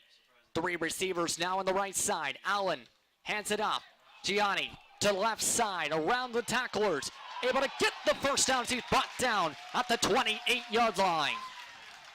What a determined run. The Fratmen run a counter tray. They pull the 2 linemen, but you're going to see Samuel Chiante just say, listen, I'm faster than everyone. I'm just going to sprint to the sideline. He takes this little jab step to the right, and then he's going to work all the way back to the left. I'm just going to beat everybody. I'm not going to wait for the blocks. I'm just going to go around the sideline, run somebody over, get that first down, and I'm going to give our team a chance to get on the board here to narrow that gap as you go in a half. And now the ball's been moved to the 29-yard line on the play. 28.5-yard line technically, as they'll set up for 1st and 10 again. Minute 43 to go in the first half. Here's the snap. Allen to Gianni again. Breaks a couple tackles, moves to the left, surrounded by 3 different players as he's stuffed at the first down chains at about the 18-yard line. Young man is finding some rhythm. And just inside a little lead you bring the guard off the offside, and that looks like it was Big Jennings, number 69, powers his way through the edge, and then you got Chiante who hits the hole hard, runs over another runner, and it looks like they're going to bring the chains out. Oh, no, we have a man down. That's what the whistle is. So they gave them the first down. They awarded them a first down. And that appears to be Jinko, who is down on the field. Ali Jinko, who is someone that could be a crucial part to this running back squad, especially with it being a lot of players having to step up. Because last year, Gianni was basically the 4th string running back, pardon me. Real quick, we like to remind people that if you're starving or hungry by at least, go to Tommy's Barbecue right now while watching the broadcast at the same time at 999 Erie Street East here in Windsor, Ontario. For more information, contact 519-254-1111 or tommysbarbecue.com. But of course, you never want to see a player get hurt on the 1st and 10 now at the 18. Less than a minute and a half to go in the first half. Allen, rolling to the right, just gets it off in time, throws a jump ball as it's broken up. It's incomplete. Intended receiver was Trinier. Young man was hit hard there. It looks like he is getting up, but he was hit square in the back from the pressure off the edge. A little bit of a semi-roll here to the right, and he stands tall in the pocket, but he gets hit square when that's a jetted linebacker who comes off the outside. My guess is he just underthrew that because of the hit, because I think it looked like he had Omar on the wheel route on the outside. My guess is they were trying to get to the high side of that rather than the under route. But now it's a 2nd and 10 on. Now at the 18 still. Minute 17 to go in the first half. And it looks like Allen's going to call the timeout. That's going to be the final timeout of the first half for the Fratmen, as it looks like he didn't like how the offense was lining up there. Yeah, and you see Coach LaChance, he's just explaining to him, just relax. Everyone was where they were supposed to be. I think Colton Allen got a little bit confused, saw an alignment from his team that he thought was wrong. Rookie mistake, young early preseason mistake. So he took the safer play and said, listen, I'm out. You got Marcus Cooper coming here saying, just give me the ball. I'll make you look good, and that's what all receivers are going to say. Just give me the ball because they're divas and they just want the ball in their hands, and that's what they have. But either way, not a bad timeout. You can't carry it into the second half. There's a minute 16. You're well into the scoring zone. Take the timeout, get the right call. My guess is this is on the fringe, the edge of whether they're going to kick a field goal. So it might be 2 down territory already. I don't know if they want to try a 25-yarder. I think Beaton's capable of doing that right now. But being down as much as they are, I think the touchdown is of more value. But either way, this has been a positive drive for them coming out of this timeout. Let's see if they can translate that into some points. The Fratmen having one of their strongest offensive drives of the game so far with a minute 17 to go in the half. As Allen will set up for 2nd and 10. Once again at the 18. 2 receivers on the left, 3 on the right. Allen feeling pressure. And he's going to be brought down at the 27 for a sack. Yeah, and they bring some pressure. The offensive line's got to give them a little bit more time. That was Zachary Hoffner, who comes right up the B gap, and that's a B gap blitz, and that's a running back. In this case, that was 24. That was Samuel, who needs to Chianti, just needs to step up and take on that block. They brought 1 man that time, not 2. So the Fratmen actually had more numbers than the Hurricanes for protection, but that was not a good blitz pickup from the running back. And now it is 3 down territory now. 3rd and 16 at the 24. A minute to go in the first half. Allen takes the snap. Feeling quick pressure. Gets sacked again for 2 straight plays. And that's a turnover on downs as the Hurricanes get it at the 30-yard line. Yeah, they brought both linebackers again. In this case scenario, they brought Tyker Decker and they brought Zach Hoffner again. And it looked like it was Decker who got there first. And that's just tough sledding for a quarterback. He did not have a chance. I can't blame him here. You'll see on the replay, it was just well-timed. He's untouched. He's just working his way in there. You have 2 linebackers who met at the quarterback. Then the rest of the D-line got there. So now, with no timeouts for either team, with about 50 seconds left in the game, the Fratmen just need to make sure they don't give up any home run balls. Don't take any gambles here. Give up a 5-10 yard little short dump off and make the tackle, but you cannot allow a big play here. Pressure still on despite there being just 51 seconds in the first half as Marquette will set up once again. Here's the snap. Throws a quick throw to the 30. Stripped away. Fratmen trying to scramble. And who's got it? It's going to be still Hurricanes ball. That could have been costly. Wow. Carrying the ball away from the body, and he just got away from it on this little quick screen here. Ball gets there a little late, but tuck it away. Actually, that wasn't even a catch. That should not have been, but it's hard for this guy from behind to see that. Net result is the same. It should have been incomplete, 2nd and 10, but the difference is the clock is running now because it was considered a completion and a fumble. So the clock wind back in on the referees ready for play. So now we're counting it down with under 30 seconds left. That was Austin Wagenar who was trying to catch that one. 2nd and 10. Handing it off and getting immediately brought down is Highland once again. Now 3rd down with 19.4 seconds to go in the first half. Well, I mean, now that there's under 20 seconds left and there were no timeouts left here, you're going to see Hamilton run this all the way down to 0 and take a knee. There's no need to snap and punt and do anything crazy because the clock can run out completely and they can just snap the ball at zeros, and we're going to have a half, which is an exercise in futility. I wish they would just change the rule in this country and just call it the half and go to the rooms like they do in major football in the U.S., but here we got to play it out till the horn, and we got to snap it one last time. And there it is, the official halftime signal. Taking the knee is Marquette, and the Hamilton Hurricanes lead 29-7 after 1 half of play here in Windsor, Ontario of OFC action. We'll be back in just a few moments here on WeTV.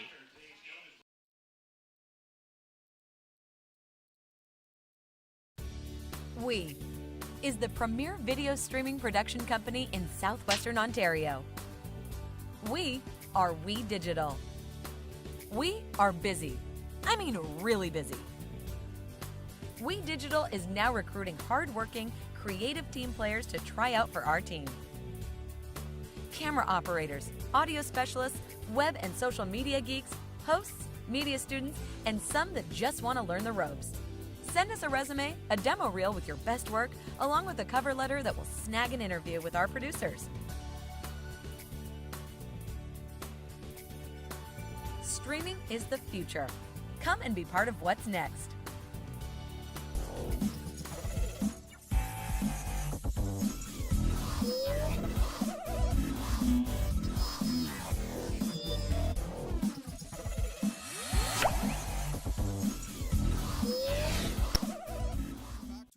Field here at the University of Windsor. OFC football action on WE and the visiting Hamilton Hurricanes have been a storm coming in here. They lead the AKO Fratmen 29-7 after 2 quarters of play. Associate coach and defensive head coach Mike Morency joins us. Coach Morency, you know, there are a lot of question marks for both teams coming into this game. There's been some, roster changes, players moving on. We didn't know what to expect from Hamilton. Certainly there were some question marks with your team. What's happened in this first half that's given Hamilton this 22-point lead? Where has the question marks been answered?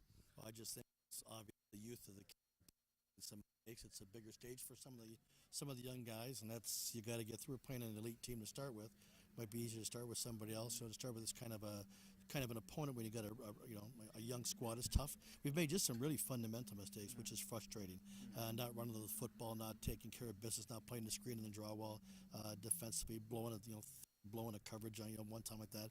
That's do, and we're gonna every week. We said this yesterday at practice. You can't win a championship today. You can't lose one. Find out where we're at. Try to get things. Depth today is hurting us. We're really. Alex Valahora down early, our best defensive lineman, concussion syndrome, and that's hurt us. I know, Coach, you've worked so hard with your defensive guys, and one thing I know you pride yourself on is teaching the skills, the fundamentals, but the fundamental of tackling. And in that first half, several tackles missed. It was a lot better. Didn't do a good job during training camp, but when the numbers are, and it's not that the numbers are bad.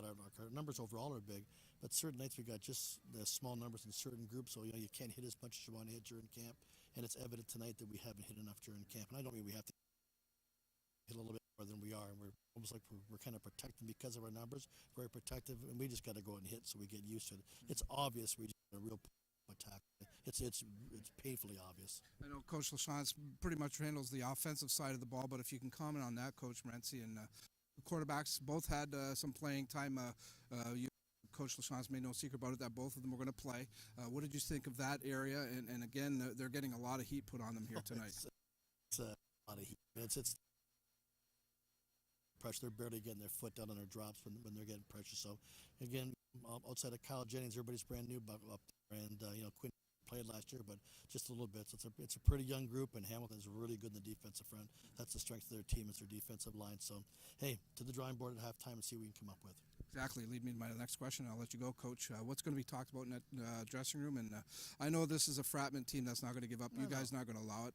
Just go back to basics and do we got to improve in the second half. It's always the things we didn't do well in the first half. We'll do better in the second half, and we'll go have a great effort in the second half, and then we'll move on and we'll lick our wounds and then get it. But if we can score early, get back and see if we can roll them a little bit by or maybe make it a turnover, make it exciting. So that's the intent.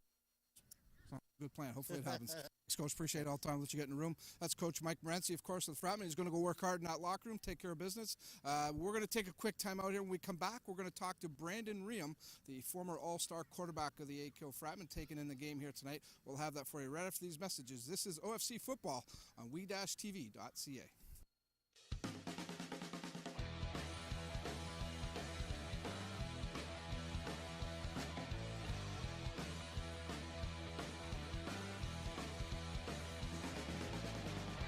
Hi, I'm Luke Wilson of the Detroit Lions. For the best local sports programming, make sure to tune in to WeTV.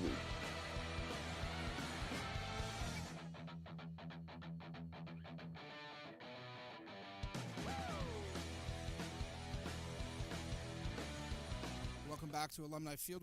We're on with our halftime report. OFC football here on WeTV. It's the Hamilton Hurricanes taking on the Fratmen 29-7. Hamilton leads it after the first two quarters. As promised, at break, joining us on the broadcast. Loved watching this guy play last year. What an incredible season he had, and of course, went on to many accolades, and deservedly so. And certainly great to see him here tonight, supporting some of his former teammates, as much as I hate to say that, former teammates, but great to have him here, Brandon Riem, and thanks for doing this with us, Brandon. Thoughts about that first half? Everyone's just getting their feet wet right now for the season. A couple weeks into camp, everybody's still learning. So young guys on the roster, everyone's got to learn how to mesh together, learn how to be on each other, hold each other accountable, and they'll click. You were once a young guy going through ball player. What's the toughest part? What's, when this is something like this is happening in your first game, what's the toughest? Definitely, you want to make it, and you have to take advantage of the opportunity. Young guy, first taste of that playing time. You went through there, and you came into last season. My oh my year, and how much did that season mean to an football career up to this point? The thing is, you're still. How much last year? This year with the frat, being on the bench, chance for for myself, and then just for a lot of years. So go out strong. Take with you, I guess, as you move on in your career now, the things you've learned and try to implement in what you're doing today. And we're going to talk about your stint with the university. Yeah, what I learned here, bring it to the waiting for an opportunity. I got to get my feet wet CIS now. I don't have any accolades in that league or level with everybody, so I got to go in and work. We're doing as a team. Yeah, maybe hate to do that, but making that jump to CIS football, you've had a little bit of a taste of it.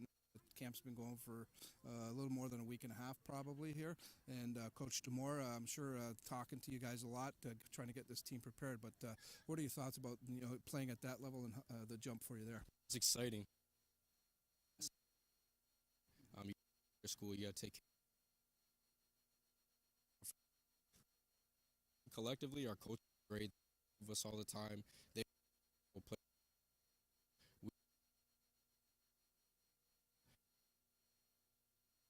And we just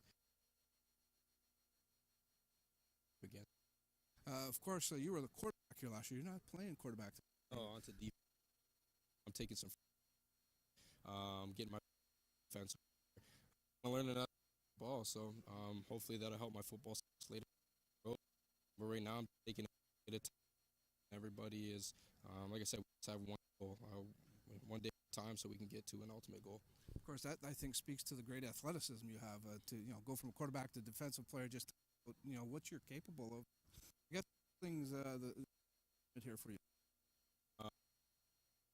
Like I said, back to level playing field. Everybody. I know you want to prove yourself. I believe in you, Brandon. That's for sure. Thank you. Great to see you here. Hopefully we get to see you at more games, and great with the guys again. Though, wish you were still wearing that Fratman uniform. I miss it. But I'll be excited to watch you in the blue and gold of the Lancers. That's for sure. Glad you're still here in Windsor. That's a good thing. Brandon Riem here helping us out at our halftime. We're going to take a quick time out. We'll come back. We'll check in with the lead here. Coach will join us in just a moment. This is OFC Football, WeTV. Hi, I'm Josie, and I'm your co-host of the We Digital production, We Now. Anyone interested in promoting a business, an event, a book signing, or maybe even just making aware of the movers and shakers of Windsor, Essex County, We Now can do that for you. We'll get your word out. So make sure you email me at josie@we-tv.ca to book an in-studio session that will air live on Facebook. And don't forget to check out our social media. We've got Facebook, Twitter, Instagram, Snapchat, and YouTube. Welcome back to Alumni Field. We continue on with our halftime report. The Hamilton Hurricanes have come into town like a storm and putting a pretty good beating right now on the Fratmen 29-7 after the first two quarters of play. Head coach Jason Hayes does a great job with the Canes, joins us in on the right.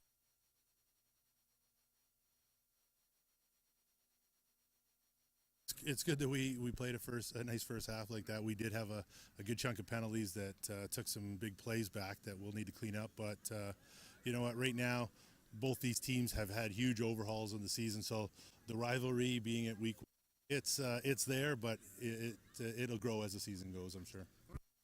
Right to your quarterback there for this team, your young guys, and what does he bring to the table for you? You know, how much of a to be team to have the success? Well, absolutely. We think he's the premier guy in the country. A great relationship, and he's that on the field. Quarterback, whatever. But we like contact. All ran about 3 plays.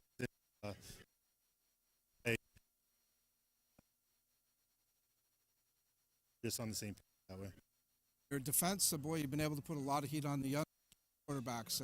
Obviously, you know, that's the thing you want to do in every game, but to get it done here, talk to me about your defensive side of the play and causing that.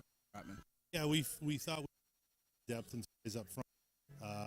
It kind of not indicative of their quarterbacks. Both look pretty good.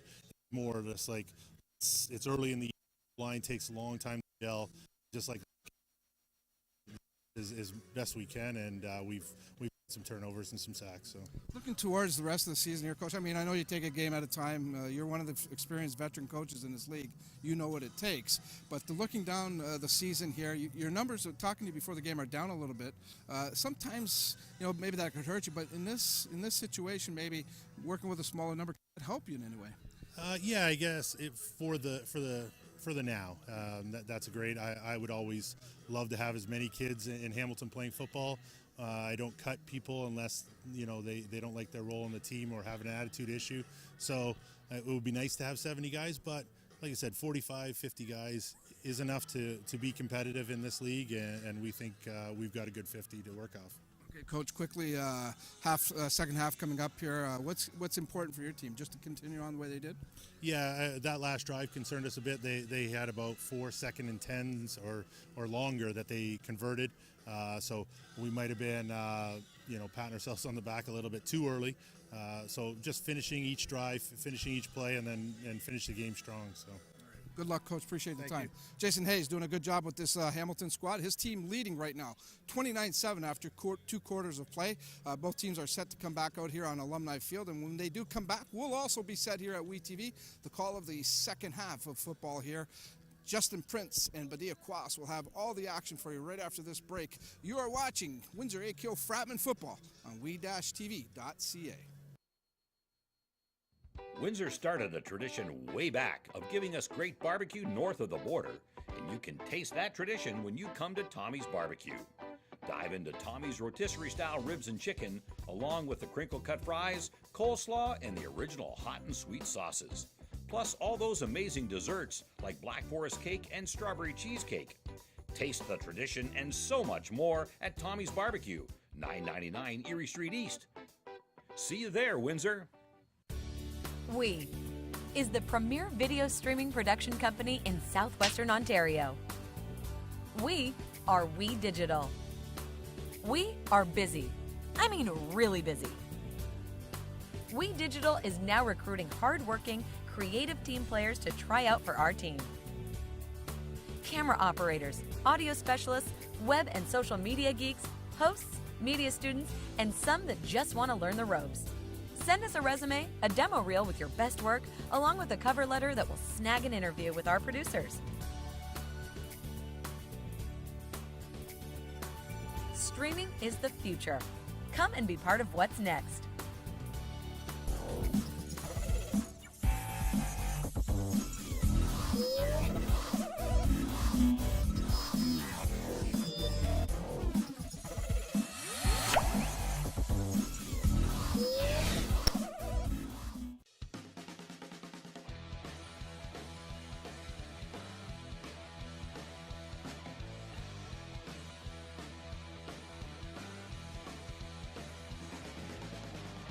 Hi, I'm Luke Wilson of Detroit Lions. For the best local sports programming, make sure to tune in to WeTV.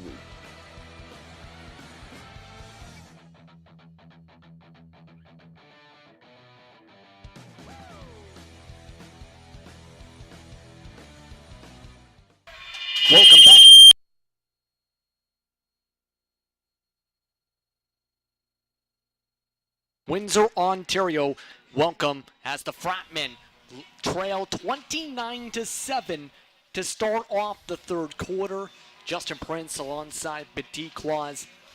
Definitely not the game plan for how the Fratmen wanted to start off the 2018 season in a rematch of last year's OFC championship game.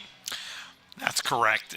No one wants to come off down 3 touchdowns pretty much your opening half of the season.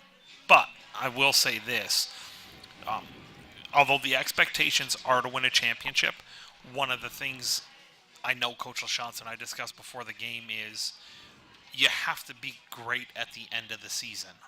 So this is a building process. Now, how they respond in this second half is going to dictate what Coach LaChance is going to do moving into next week. Are they going to compete? Can they come back and win? Are they going to put themselves in a position to close the gap and possibly win even if they lose? Things like that he's going to be looking for, making sure their effort is an all-time high. But like you said, it's not how they want it to start, but let's see if they can finish this game with some positives. And it's going to be Ryko who's going to be kicking things off to start the second half from the Hamilton Hurricanes. Their offense has been on a tear. They're going to have their defense start off against the AKO Fratmen offense. This one kicked to Cooper down the left side across the 20. Stopping at the 30. Knocked over a bit, but able to leap his way towards the 34-yard line to start off the first drive of the second half. Okay, good return here. There is a late flag, so we're going to get this call here momentarily. Real quickly, here's the schedule coming up Sunday, August 26th against Niagara on the road, then back home for 2 Saturdays in a row against Ottawa and London. Objectionable conduct on the kicking team. 10-yard penalty, first down. And as you can hear, there's the penalty, untouchable contact that moves it to the 45. Somebody must have said something. Usually when you get an OC like that, somebody chirped and the referees want to nip that in the bud as early as possible. It's going to be Allen to start off at the QB spot in the third quarter. Flag coming up already. Handed off to Lewis as he's brought down at the 48-yard line, but we'll have to see if this play will stick with the flag. It looked like Hamilton was offside. They brought some heavy heat inside again. You'll see here on the replay they got some immediate penetration, but it looked like they had one of their linebackers jump the gun a little bit, and that is indeed the indication. So my guess is they're going to accept the penalty here, and they're going to make it 1st and 5. Here's Alex Jemmy, the referee for tonight. Offside on the defense. 5-yard penalty, repeat first down. That moves them to about the 50-yard line here. But the fans, they're still looking for something to cheer for on 1st and 5. Absolutely, and they're here braving the cool, actually, afternoon here, evening here in Windsor. 1st and 5 at the 50-yard line. Allen hands it off. Cooper stops, surrounded by defenders, tackled at about the 53-yard line. That's going to make it 2nd and 2. And I like the concept of getting the ball going sideways a little bit. Maybe some of those interior blitzers are going to have to slow down just a little bit with some of these jet sweep actions, because Marcus Cooper does have the speed to take it a long way. They're in a real good manageable situation here in a 2nd and a long 2.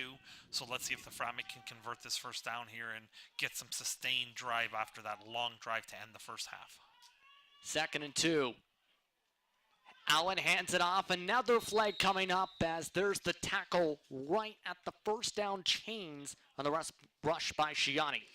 Great job by the quarterback changing his snap count. He went on a little bit of a staggered hard count, and that got the Hurricanes to jump offside, and this is going to give them a free first down. Offside on the defense. 5-yard penalty results in a first down. And that's definitely a positive after what was a rough time for first downs in the first half. Yeah, they pretty much had 1 in the first quarter, and then they had 3 or 4 in the final drive, 6 total in the first half. So this here is a good positive. They've crossed midfield, they got a first down, and let's see if they can build on this first down. 1st and 10 now at the 52-yard line. Allen calls the audible. Here's the snap, hands it up. Shiani heads to the left side. Still trying to head to the sideline, but brought down at about the 47, maybe 46. Our own Dominic Papa is now standing by along the sidelines. Dom? Thanks a lot, guys, down here at field level. The news not good for the Fratmen. Out of the game for the rest of the game, number 55, Alex Villahora, the defensive end, and also number 69, the offensive lineman, Kyle Jennings. They are both gone for the remainder of this game. Guys? And that is not good news, I don't think, especially with your only returning player, Kyle Jennings, on the offensive line now done, as we have another player down on the field, number 94, Amir Karaz, for the Hamilton Hurricanes. But those are two big losses for the Fratmen. Very much so. You have an offensive line that is trying to feel its way through, and they're just getting their rhythm and timing, and to have their most veteran experienced lineman, as you see, he's walking back and obviously with the ice on his right shoulder. That's the cause for concern for Jennings, and hopefully it's nothing serious. He didn't look like he was in immense pain. It's early. You don't want to lose him for the season. But now it's a tall task here. But it is second down and short here. Another good first down play for the Fratmen. Here's the snap. Handing it off. Trying to bounce to the outside. Jenko knocked on over at about the 41-yard line. Is that enough for a first? Yes, it is. Great second effort here by Ollie. He just he found a little seam inside, but then got bottled up, and he broke the tackle of the linebacker and was able to knife across for the first down, and that's a really good job of breaking the tackle of Hoffner for the visitors. That was about maybe a half a yard to get that first down too, as they'll set up 1st and 10 at about officially the 41 and a half yard line. Allen making the call to the sideline. Gets the snap. Gianni gets the handoff. Trying to break through the defensive line, but he's swallowed up at about the 40. I don't mind that the Fratmen right now sacrificed sort of a down to try to play bully ball. Hey, we got a little momentum. We got some bigs. We got to see what we got with these 5 new linemen out in the field. And they've run the ball a handful of times. They've got a couple first downs out of it. And although it's a short gain, I like the bully ball mentality right now. Because even if you have to go for it, if you're not going to punt here, I like the idea of them trying to find something with that offensive line. It's going to be 2nd and 8. Now at the 40 even. Here's the snap. Allen looks to the left. Swallowed up by the blitz in the backfield as they'll make it 3rd down. A sack by Tim Salo makes it 3rd and long. Yeah, that's just man on man. I believe that was the left guard who just got pushed into the backfield there, and you have to give a little bit more resistance than that. That was Corey Levesque, who was the offensive lineman. Got to negate some of that charge, maybe get into the guy's lower half, maybe just sort of barrel roll, take him down. You can't allow yourself to get steamrolled like that. Now they don't even have the option to go for it. They got to punt. 11-11 to go now in the 3rd as it will be beaten going for the punt. Just gets it off in time. Chased down as it's bounced at about the 20. Picked up at the 15. Still trying to work his way through a crowd is Stanley, but he's brought down at about the 27-yard line. Yeah, they're going to add 5 yards on this because that was a no yards. So you're going to see this move up to just across the 30-yard line here, and Marquette's going to have his first crack to add to their 22-point lead here. You'll see on the replay. 4 yards. Kicking team, bouncing ball, 5-yard penalty, first down. And you heard the referee say the bouncing ball penalty. Whenever it bounces first and there's that infraction of the no yards applied, it's only a 5-yard penalty. And that's going to bring up the Hamilton Hurricanes offense that was really rolling for much of that first half, especially with Jake Marquette. He'll set up once again, 1st and 10 at the 32-yard line. Here's the snap. Flags coming up already. Marquette trying to dodge the defense as he's brought down for what might be a sack from Blake Olette. But again, flag is on the play. Yeah, I think the Hurricanes were offside again. I think they have a receiver who might have been offside. And if that's the case, I think you're going to decline this penalty and take the sack. We'll see what they decide. They are talking to the AKO Fratmen coaching staff coming out, in fact. Well, they got Carter Wood down, so. And Carter Wood, I believe, just came into the game as well. You seen him just a few moments ago getting his pads checked out by the assistants. Here's the call. Offside on the offense. That penalty's declined. Second down. Yeah, so they got the sack, so they lose the 4.5 yards, 5 yards, which is a no-brainer, and they lose the down as well. But another injury to the defense here, and initially it looked like he was reaching for his lower extremities, but I don't know exactly what he's favoring. It does look like it's a lower leg injury. And here's the replay. Let's see if we can pick this up as they get into the sack. Yeah, no, he was off to the right side of our screen. It looked like his leg just locked up into turf. There was no contact there that seemed to cause that. So he is favoring that left leg as he limps off the field. So we'll have Sean Haskett. He'll take care of him. He's their trainer for the Fratmen as the Hurricanes are now pinned second and long. And now 2nd and 15, ball at the 27 after the injury. With 10:20 to go in the third. Marquette rolling to the left, flag on the play. Able to just break forward in the pocket, but is brought down at what is about the 31.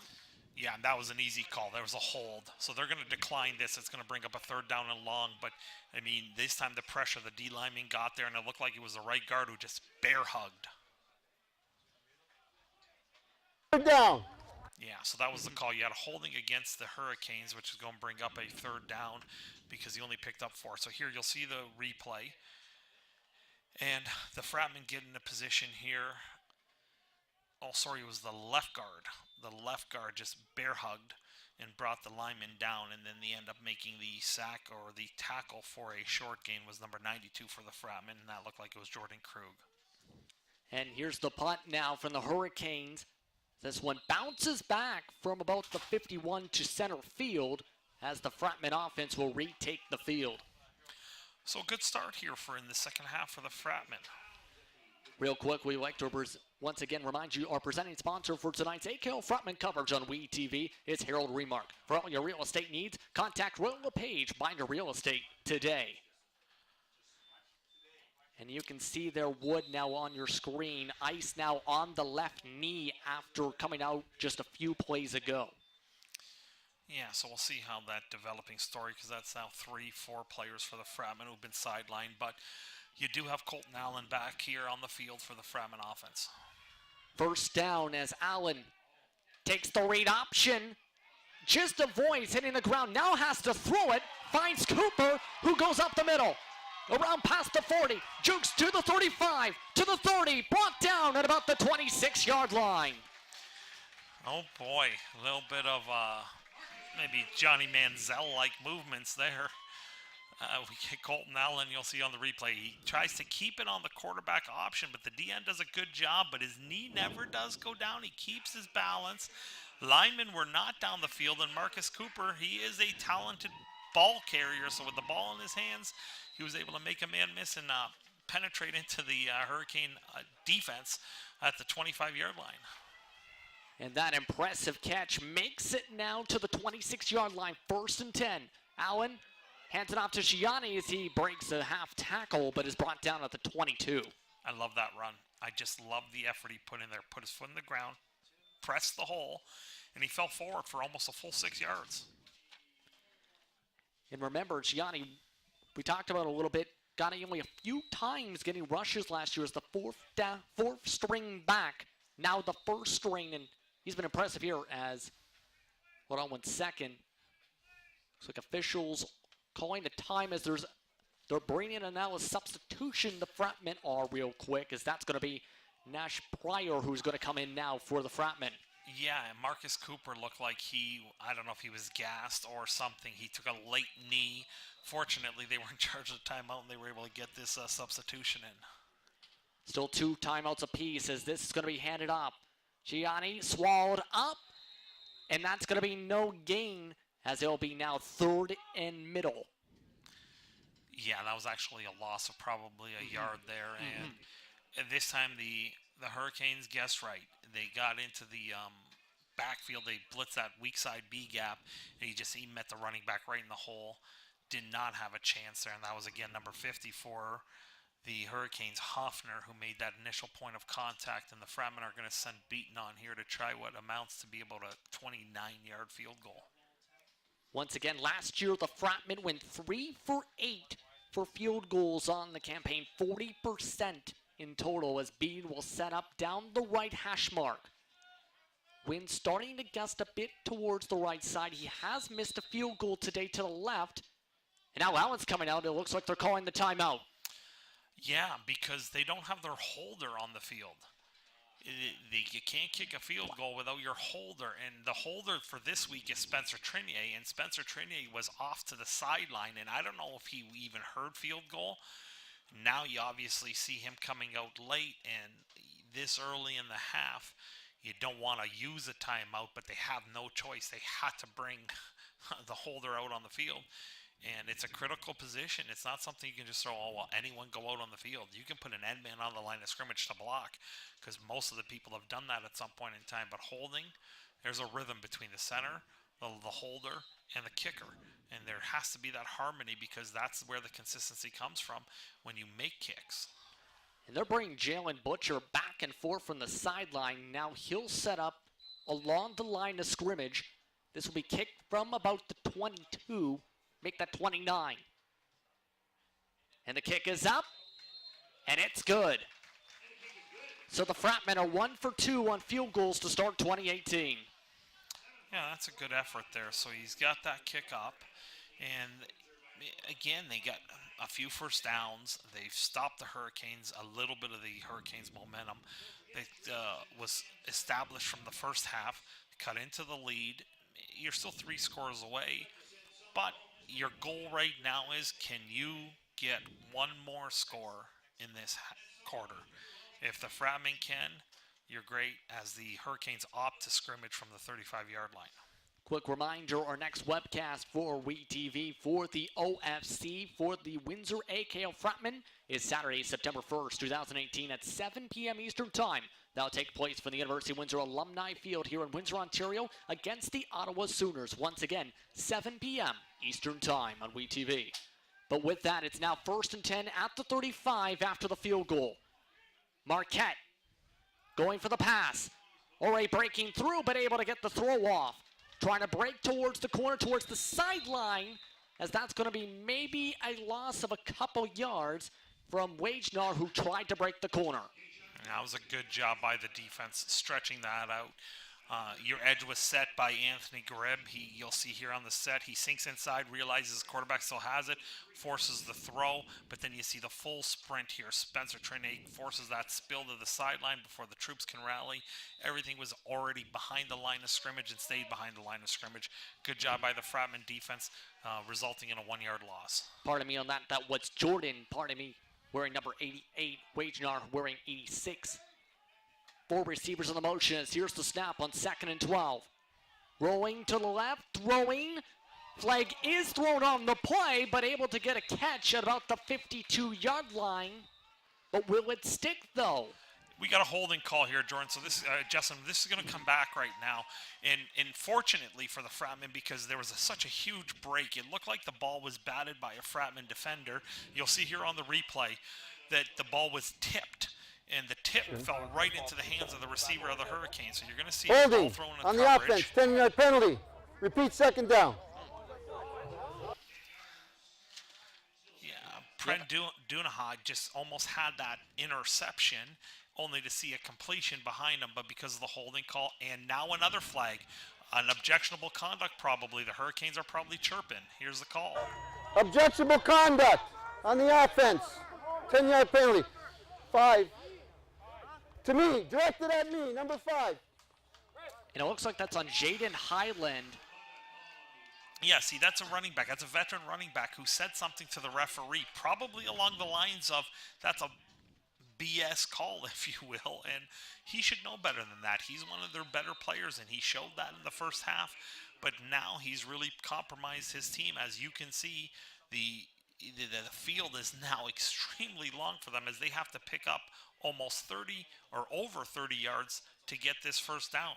The first down markers are at the 45. They're set up at the 19. as they'll go for the run. Stanley down the left side across the 20. Gets around the corner across the 30. Out of bounds at about the 36. Yeah, and they ran a simple jet sweep. In this case, I know the Fratmen didn't want to give up 20 yards of field position here, but they were just clearly bending, not going to break there. You still don't want to sink inside that deep, and that was number 11 who mishandled that again. That was Pren who just didn't make the tackle in the backfield. But it was such a big barrier to overcome. I think they have, 14 yards, and we have another flag on the field, so we're just discussing what's going on as Coach Hayes is just, it looks like he's livid. He's just saying, and to me it looks like it's going to be a flag on the bench. That's what it's called. Let them get back to their huddle. There were 6 guys there. And you can hear the frustration there. It looks like something involving the huddle. On the bench, okay? You know what, okay, so might be on the bench here. What's that? Okay, so we're going back 20? Okay. Yeah, they're going back 20 yards. If you just heard that there, let's see what the official call is.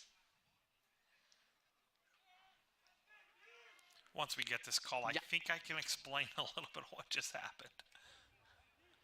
Here it comes. Objectionable conduct, Hamilton bench. Objectionable conduct, Hamilton bench. 3rd down.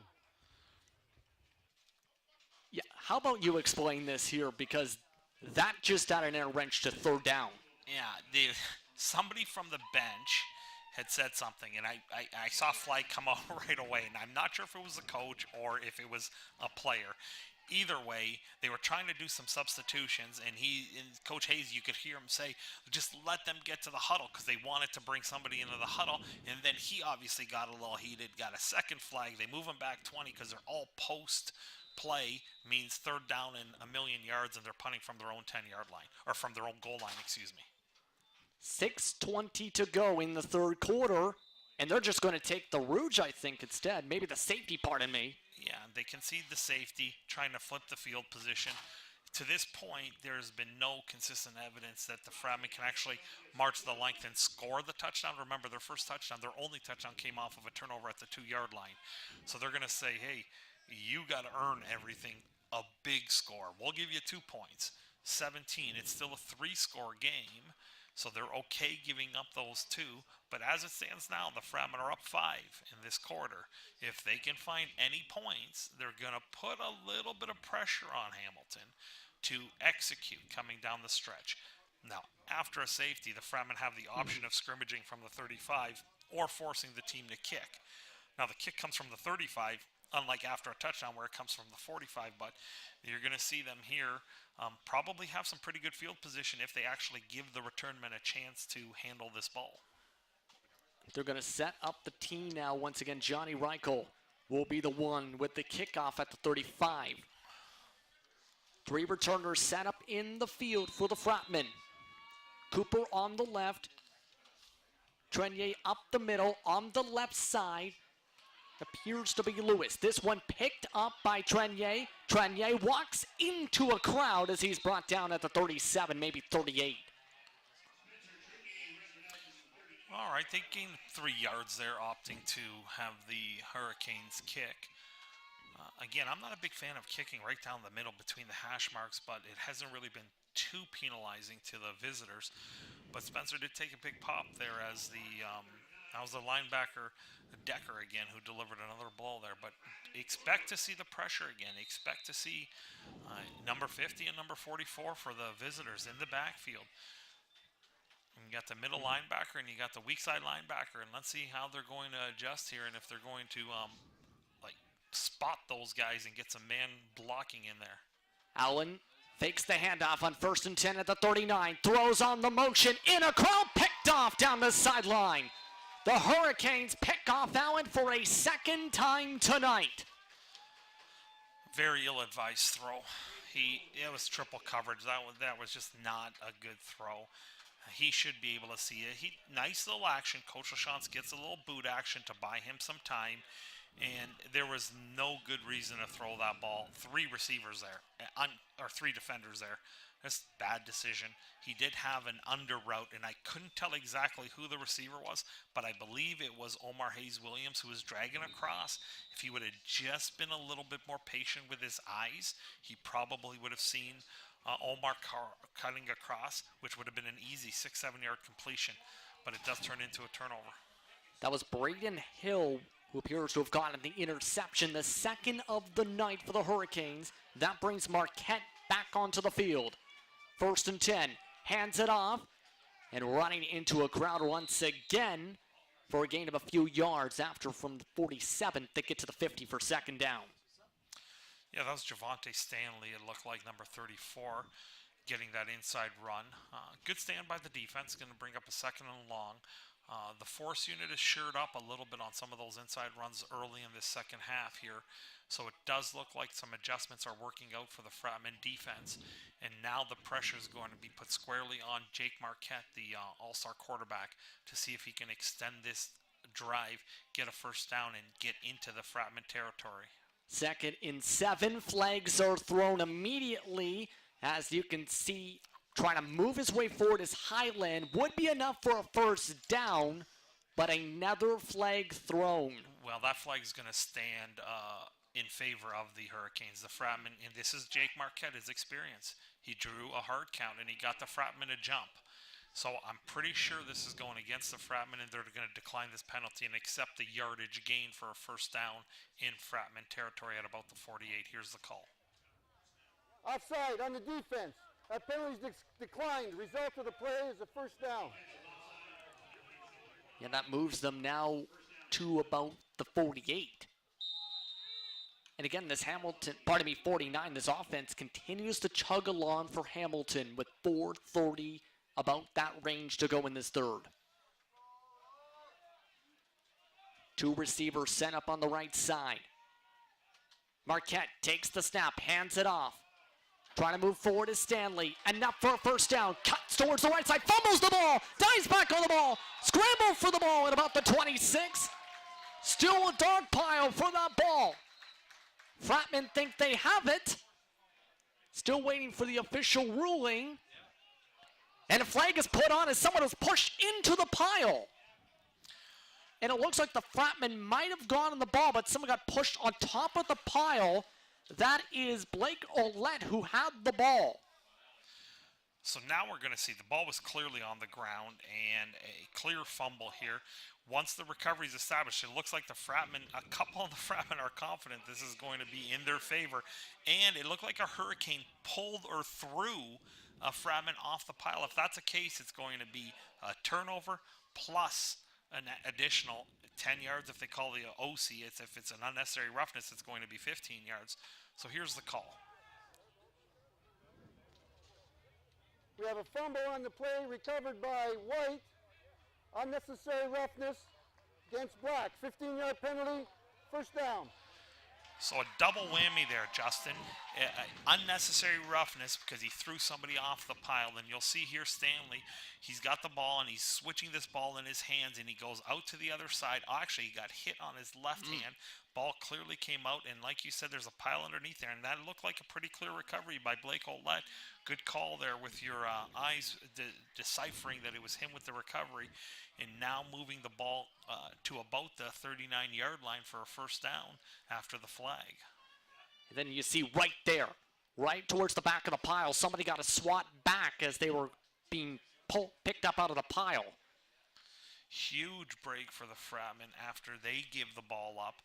They get the ball right back from their defensive, forcing the turnover, and let's see if they can capitalize themselves. And Colton Allen will stay on the field as this way 1st and 10 at the 39. Allen floats it up in traffic, but just broken up, getting it to Lewis. And that was in double coverage. It was double coverage. It looked like somebody broke off their intended coverage and undercut that. What I would really like to see the Fratmen try to do is some sort of boundary out to the short side of the field. It looks like the Hurricanes are really bailing off their coverage. So if they can settle somebody around 8 to 10 yards right around the sidelines, they should be able to get an easy pitch and catch, which is going to get the ball out quickly. Looks like they're spreading things out on 2nd and 10. Allen steps up in the pocket. Wrapped around by one of the linebackers as they'll make it 3rd down. Swallowed up by Zerafotias. And I think you have to punt here. You're right back in the game, so you can't give them that field position right back. So as you see, the quarterback I like the fact that he's stepping up. He took positive yards there. If he would have tried to scramble out and around, he probably loses yardage. He stepped up into the pocket. If he was able to slip one tackle, he might have got the yards to gain for the first, but punt. Punt is not a bad thing right now that they're back in this game. Beaton will be the one to punt once again. Seen a lot of action tonight for the AKO Fratmen. 3:14 to go in the 3rd. Has to go to one knee to retrieve the punt. He'll float it up as it will drop dead at about the 49 as that one's blown off. Yeah, another rule here in Canada is if the ball is kicked very, very short, a pooch-style punt, which wasn't the intent. Like you said, you have to field it on a knee and you have to rush the kick. And it's in a crowd. And there's no way for anyone to back up and give the 5-yard neutral zone from a player safety standpoint. They just blow the ball dead. And as you saw, there was probably 8 players around the ball. It's more likely an injury will happen. The ball just gets blown dead there. No penalties on either side. The return team, Hamilton, gets possession at that 49-yard line. And it's another opportunity for the Hurricanes. Still up 29-12. Less than 3 minutes to go in the 3rd quarter. Justin Prince alongside Badiquaz on WeTV.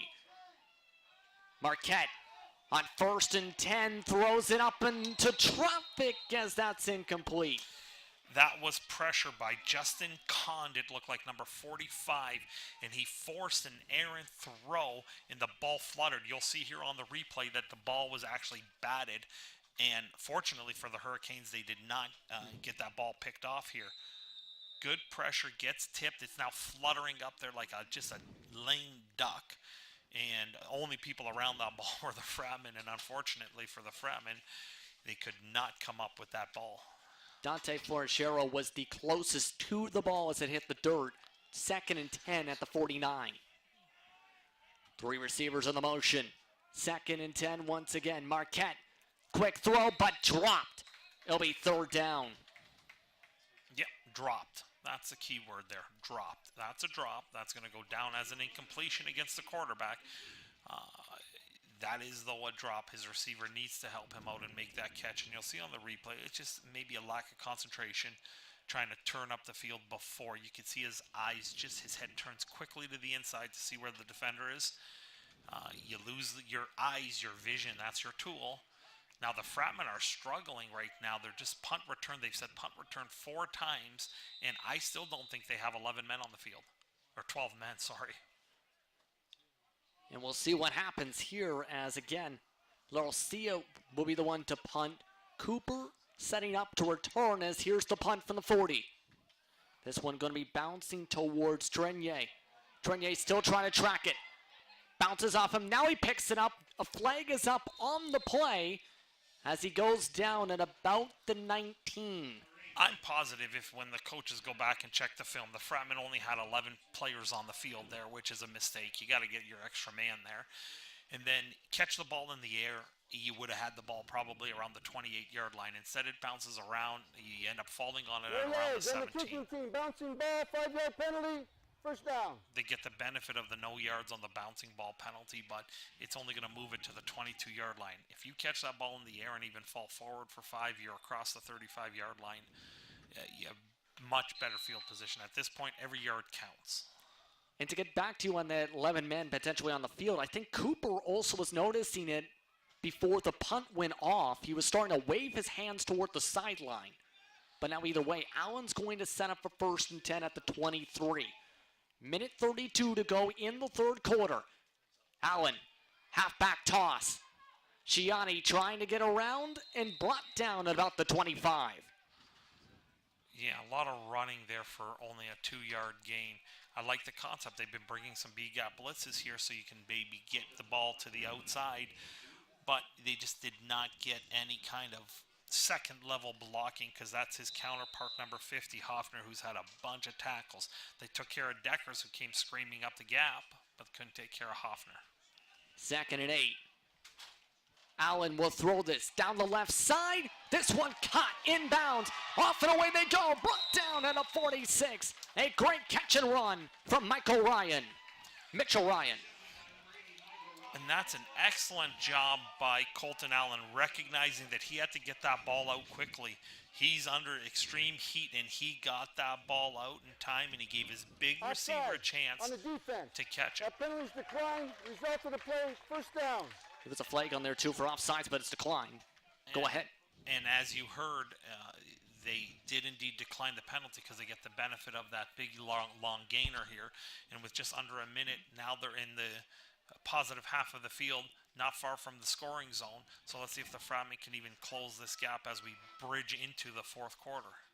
1st and 10 at the 45-yard line as the clock goes with less than 48 seconds to go in the third. Allen handed it off. Ciani brought down for a loss of a couple yards, about 3. Pardon me, Jinko. Yeah, they tried to get this little quick hitter inside. Might have been a little trap action on the inside. I'll be able to see it on the replay. It was, but you know what?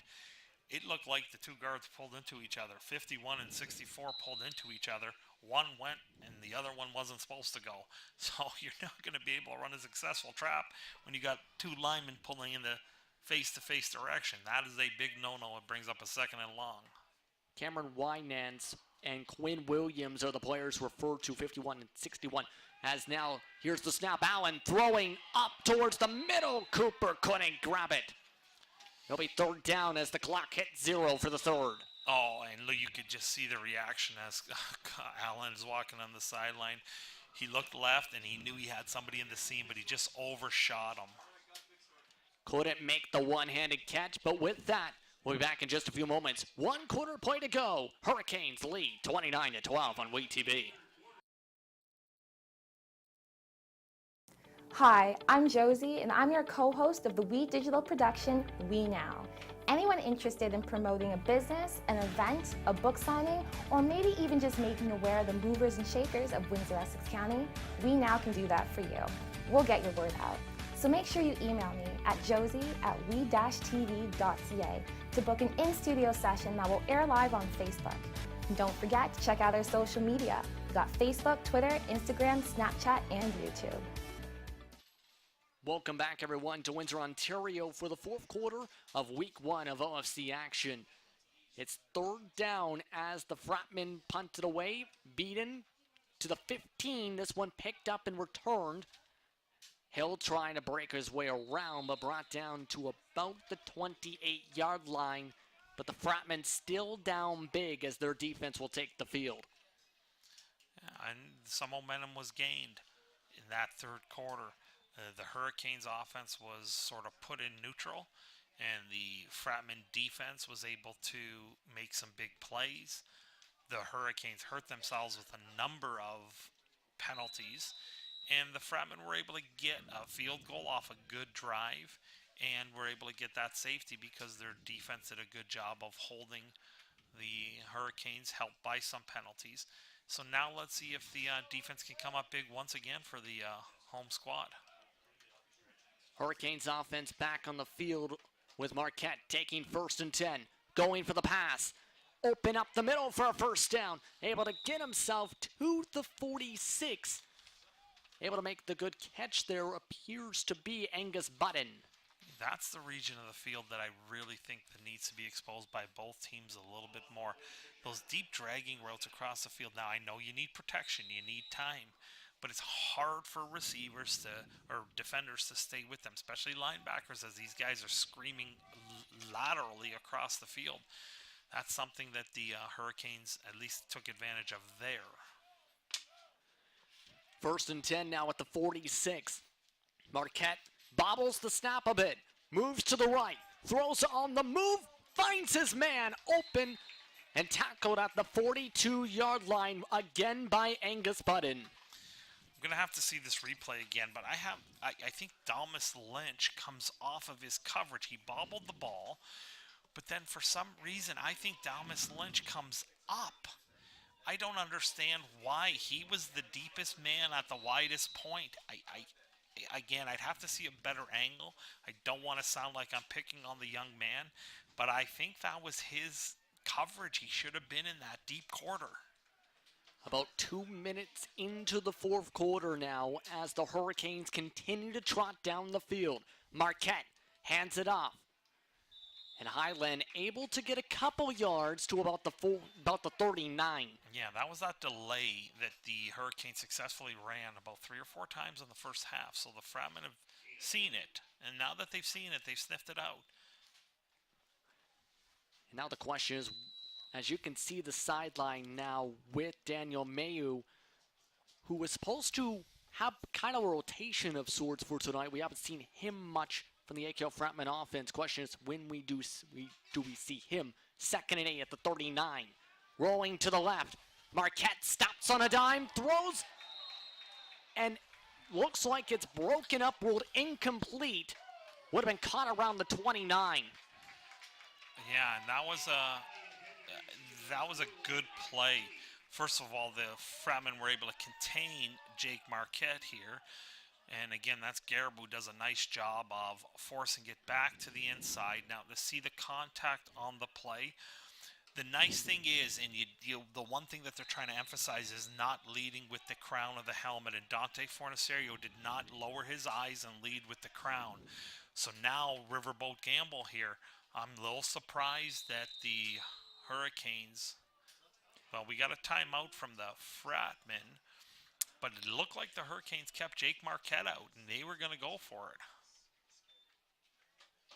Looks like they only had 11 men on the field. Might have been why they called the timeout. But either way now, with just under 12 minutes to go in this game for regulation at the very least, it's still a big deficit. But if the Fratmen could get something together, maybe they might be able to get themselves back into this. Yeah, I'm puzzled here. I think you're giving a short field to an offense that you shouldn't give them help. Real quickly, our presenting partner for tonight's broadcast of AKO Fratmen football is Harold Remark. For your real estate needs, contact Royal LePage, Binder Real Estate today. So it does look like Marquette's still out there. So you have a 3rd and long. And if they don't get it and it's an incomplete pass, the Fratmen are going to have great field position here. Up 17, I would err on the side of punting. I'm definitely, unless they have a pooch punt, unless they have something like what Ben Roethlisberger in the NFL has done with his team, maybe Marquette's just going to take this snap and punt it with no one deep. Here's the 3rd and 8. Marquette, he'll throw.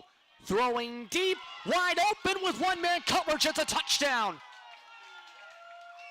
And that, caught by Kayshawn Jordan, runs it up to 23. And now we have a bit of a scramble with the football. And Spencer Trenier is not happy. Yeah, well, we got 2 flags, and both these extra flags look like it's going to be against. A 3rd flag is now thrown, so we're definitely going to get objectionable conducts. We just got to make sure there are no punches thrown. This started by the Fratmen. They did initiate this. The first 2 flags, the one was on sportsmanlike conduct, and the other one was a sort of retaliation, maybe unhappy. You see Spencer going into the locker room. He just didn't like what he saw, or he said something, or somebody said something to him, and he retaliated right away. Then there was a 3rd party who came in. I'm not sure if that 3rd party, here we see on the replay, they went for it, and they went right up the B seam again, and this time they found him, and there's the touchdown. So Spencer's not happy. He gave the push. Now they say something, and there when he rips the ball out, you can't do that. That's unsportsmanlike conduct, so you can't try to rip that ball out. So there's your penalty right there. And then on the outside part of the screen was another penalty. So now he's just egging them on, trying to get a retaliation for it. That's not what you want. It's not warranting an ejection. And then you see Javante Stanley getting into it as well. But I believe there was a penalty on Elijah Blythe as well, and that wasn't in the screen because Elijah Blythe was pushing one of the Hamilton receivers down on the ground. I'm positive you're going to see at least 2 penalties against Windsor, at least 2, if not 3. And they're continuing to discuss this here. Just, I don't know what to really say with all of this now, as this would put it to about a 23-point lead, pending the extra point that could put it to 24. But you can see the sideline now for the Fratmen discussing all of this. Still the officials all discussing it for the field. Once again, today's referee was Alex Jemmy, along with the umpire Bruce Carter, head linesman Chris Patton, line judge Corey Cousins, John Dobson, the side judge, the back judge Anton Whited, and field judge Kirk Hayes. And they're still discussing it here too. Yeah, they're probably just making sure, is there going to be an ejection here? I didn't see a punch. I did not see any kind of helmet throw or something. So now, are they just going, we're going to get the call here from Alex Jemmy, so let's hear it, and then maybe we can sort some of it out. He's coming out onto the field as he's now discussing it with the Hamilton coaching staff. I think he's asking the Hamilton coach where he wants to apply it. Is he going to apply it on the kickoff or whatever? Coach LaChance is very, very animated right now, wondering how there was a blown coverage, how somebody ran up the seam like that on a 3rd and long and scored a touchdown that easily. Once again, the head coach for the Hurricanes, Jason Hayes, the 11th year for him in for the Hurricanes, as now they are still discussing it here. And it looks like we might get the call here now. Here it comes. We have multiple URs and OCs. After sign off the penalties, 45 yards in advantage for Hamilton were applied on the kickoff. Yeah, so 3. And like I said, I knew 2 of them for sure were going against Windsor. And it was the 3rd one was against Windsor as well. So you're going to get 45 yards. So bear with me when I say this. The ball is going to be now kicked from what I believe is going to be like the 20-yard line. That's the kickoff at the positive end, because they're going to move up 45 yards. 10 and 35 is going to put them all the way there. That's crazy. It's absolute crazy because they're going to move up 45 yards. I don't think I've ever seen that before. Ryko, meanwhile, kicks the extra point, but what do you do now in that situation? It's 36-12, and now... Well, they're just going to kick this through the back of the end zone. I try an onside kick. I know that doesn't sound like, what are you going to do? I just try to do a little practice. Like, you're not doing it to rub it into them, but the ball's going to be kicked from the 20-yard line. Watch where they put this ball here. Look where he's going. Look where the head referee is standing. He's standing at the 20-yard line. They're going to be kicking off from the Fratmen 20-yard line. Have you ever seen anything like this? Not that extreme. I've seen kicks from the other half, 40-yard line, even 35, but all the way because all 3 were applied. And they're now waving them again towards that 20-yard line as they'll be set up towards the tee. Hurricanes now going to have to decide what they want. Allow the Rouge or go for that onside kick? I mean, I don't know. I dribble this ball. I would literally dribble it into the goalpost. I don't think I'd do anything else. I'd let them try to return it. Because the closest the Fratmen can stand is the 10-yard line. I'd put one return man back there. Like, I'd just dribble this. I would kick a dribbler right at that goalpost that says Windsor on it. That's what I'd be doing, but... From what it looks like, they have Cooper set up in the back along with Lewis, and I believe Jinko, who is set up on the middle. As they'll go with the onside kick. Jump ball around the 5, scramble for the football. And who's going to come up with this one? We'll see the pile. And the Hurricanes got it. What's the risk? Like, I mean, if the Fratmen get it, they get it there. Like, I mean, I don't think they're trying to run up the score. I just think what alternatives? You never kick from the 20-yard line on the positive side like that. Let's see the replay here. Let's see where the ball is first touched. Was it touched before the 10-yard line? No. So that's a legal touch. Mr. Carter was in the perfect position to establish that was a clean touch. And the Hurricanes just get the ball. And now they can put the proverbial nail in the coffin with any kind of points here. And just a wild turn of events for this fourth quarter with 11:50 to go. A wild sequence. Now it's going to be first and goal at the 7-yard line after an onside kick after a 45-yard penalty after the previous touchdown from Hamilton. Marquette sets up in the I formation. Defensive line set up short. Marquette rolls to the left, throwing open to the end zone, but dropped. Unable to grab it is Button as it rolls out of his arms. Yeah, that was, I guess he was too wide open. Ball was maybe a little underthrown, but I don't think with no one there, you got to come up with this ball. Yeah, that just slipped right through his hands and landed on the turf. They'll make it second and goal again at the 7. As you see the AKL Fratmen coaching staff watching on, seeing what's going to unfold here. And they're now saying the defensive penalty half the distance to the goal as well on the field. Yeah, didn't hear any call from Alex Jemmy, but it's going to reset the sticks, and it's going to be a first and goal from the 4 now. First and goal at the 4-yard line. Just over 11 minutes into the to go, I should say, in the fourth. Marquette hands it off. In for the score is Jaden Highland. That makes it now very much out of reach. Yeah, I think Hamilton is, well, they're just trying to send an early message saying, listen, we're the big dogs this year, and we're going to eat.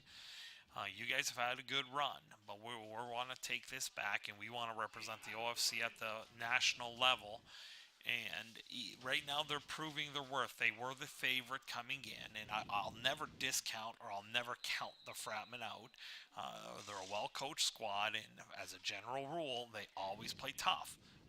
They've just been outmatched today.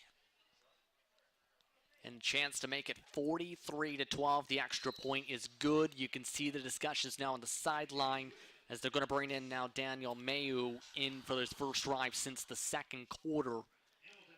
At this point, do you see this team, the AKL Fratmen, pardon me, bring in some of their younger players on top of Mayu, maybe get them some experience with this deficit? I don't think so, and we're going to take a quick look here at our schedule coming up, and you'll see that, like you've mentioned a couple times already today, Justin, that they're on the road, but then they're home for back-to-back games. So 3 of the first 4 games are back here, and all the home games, as you see on the screen, are going to be presented by us here at we-tv.ca. And to answer your question now, I don't think you're going to see a lot of the younger players on the offense. It's not fair to Dan Mayu to just take all the other rookies and throw them out on the field. If he's going to be the next step, they got to put him with their number ones. Now, I don't think Colton Allen has played terribly. I think they just want to give Mayu just a couple reps. I think, at least my eyes tell me, that Colton Allen is probably the better of the two, the most prepared right now, but there's no hurt in getting Mayu some reps right now. Cooper, meanwhile, going for the return, broke a tackle, breaks a second as he's brought down at the 42. As the AKL Fratmen will come back onto the field with Mayu behind center. Well, the Fratmen got to play the Hurricanes again. And the one thing that it's just still shocking, they're still kicking it at Marcus Cooper. He's proven he's been the best sort of weapon on special teams on those returns. He's walking off the field right now with just a gentle limp, but the bottom line is, why keep kicking? He's gotten them. He's been a step away twice from busting one. Maybe the next time they play, they'll know a little bit better and not to kick towards them, but so far, he's been the bright spot in the return game for the Fratmen. First and 10 now at the 42 as Mayu sets up. 2 receivers on the left, 2 on the right. He'll pass on first down. Throws it to no man's land. It's incomplete. Yeah, miscommunication. He overshot number 85, Nash Prier.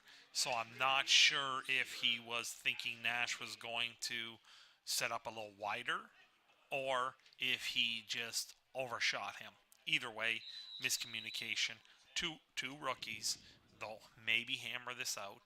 But the person I'd like to see them try to get some rhythm with is number 7. Omar Hayes-Williams is one of the best receivers in the league. I'd like to see him get a little bit more involved, even though it's late and it's not going to really affect the outcome.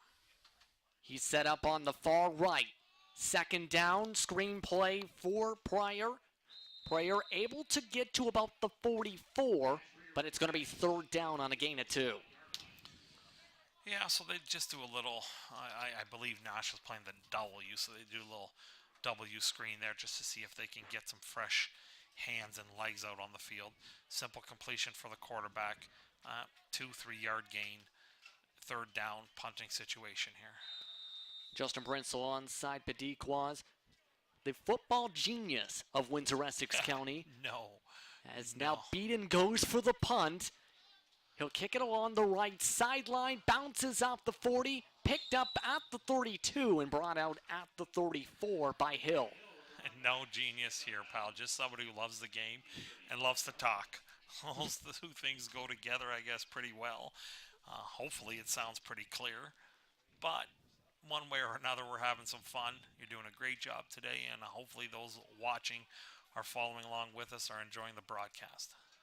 And now it's first and 10, and you can see some of the faces, some of the prayers from some of the coaches hoping to get something together here from the defensive side. The Hurricanes offense has been running wild tonight as it's first and 10 at the 35.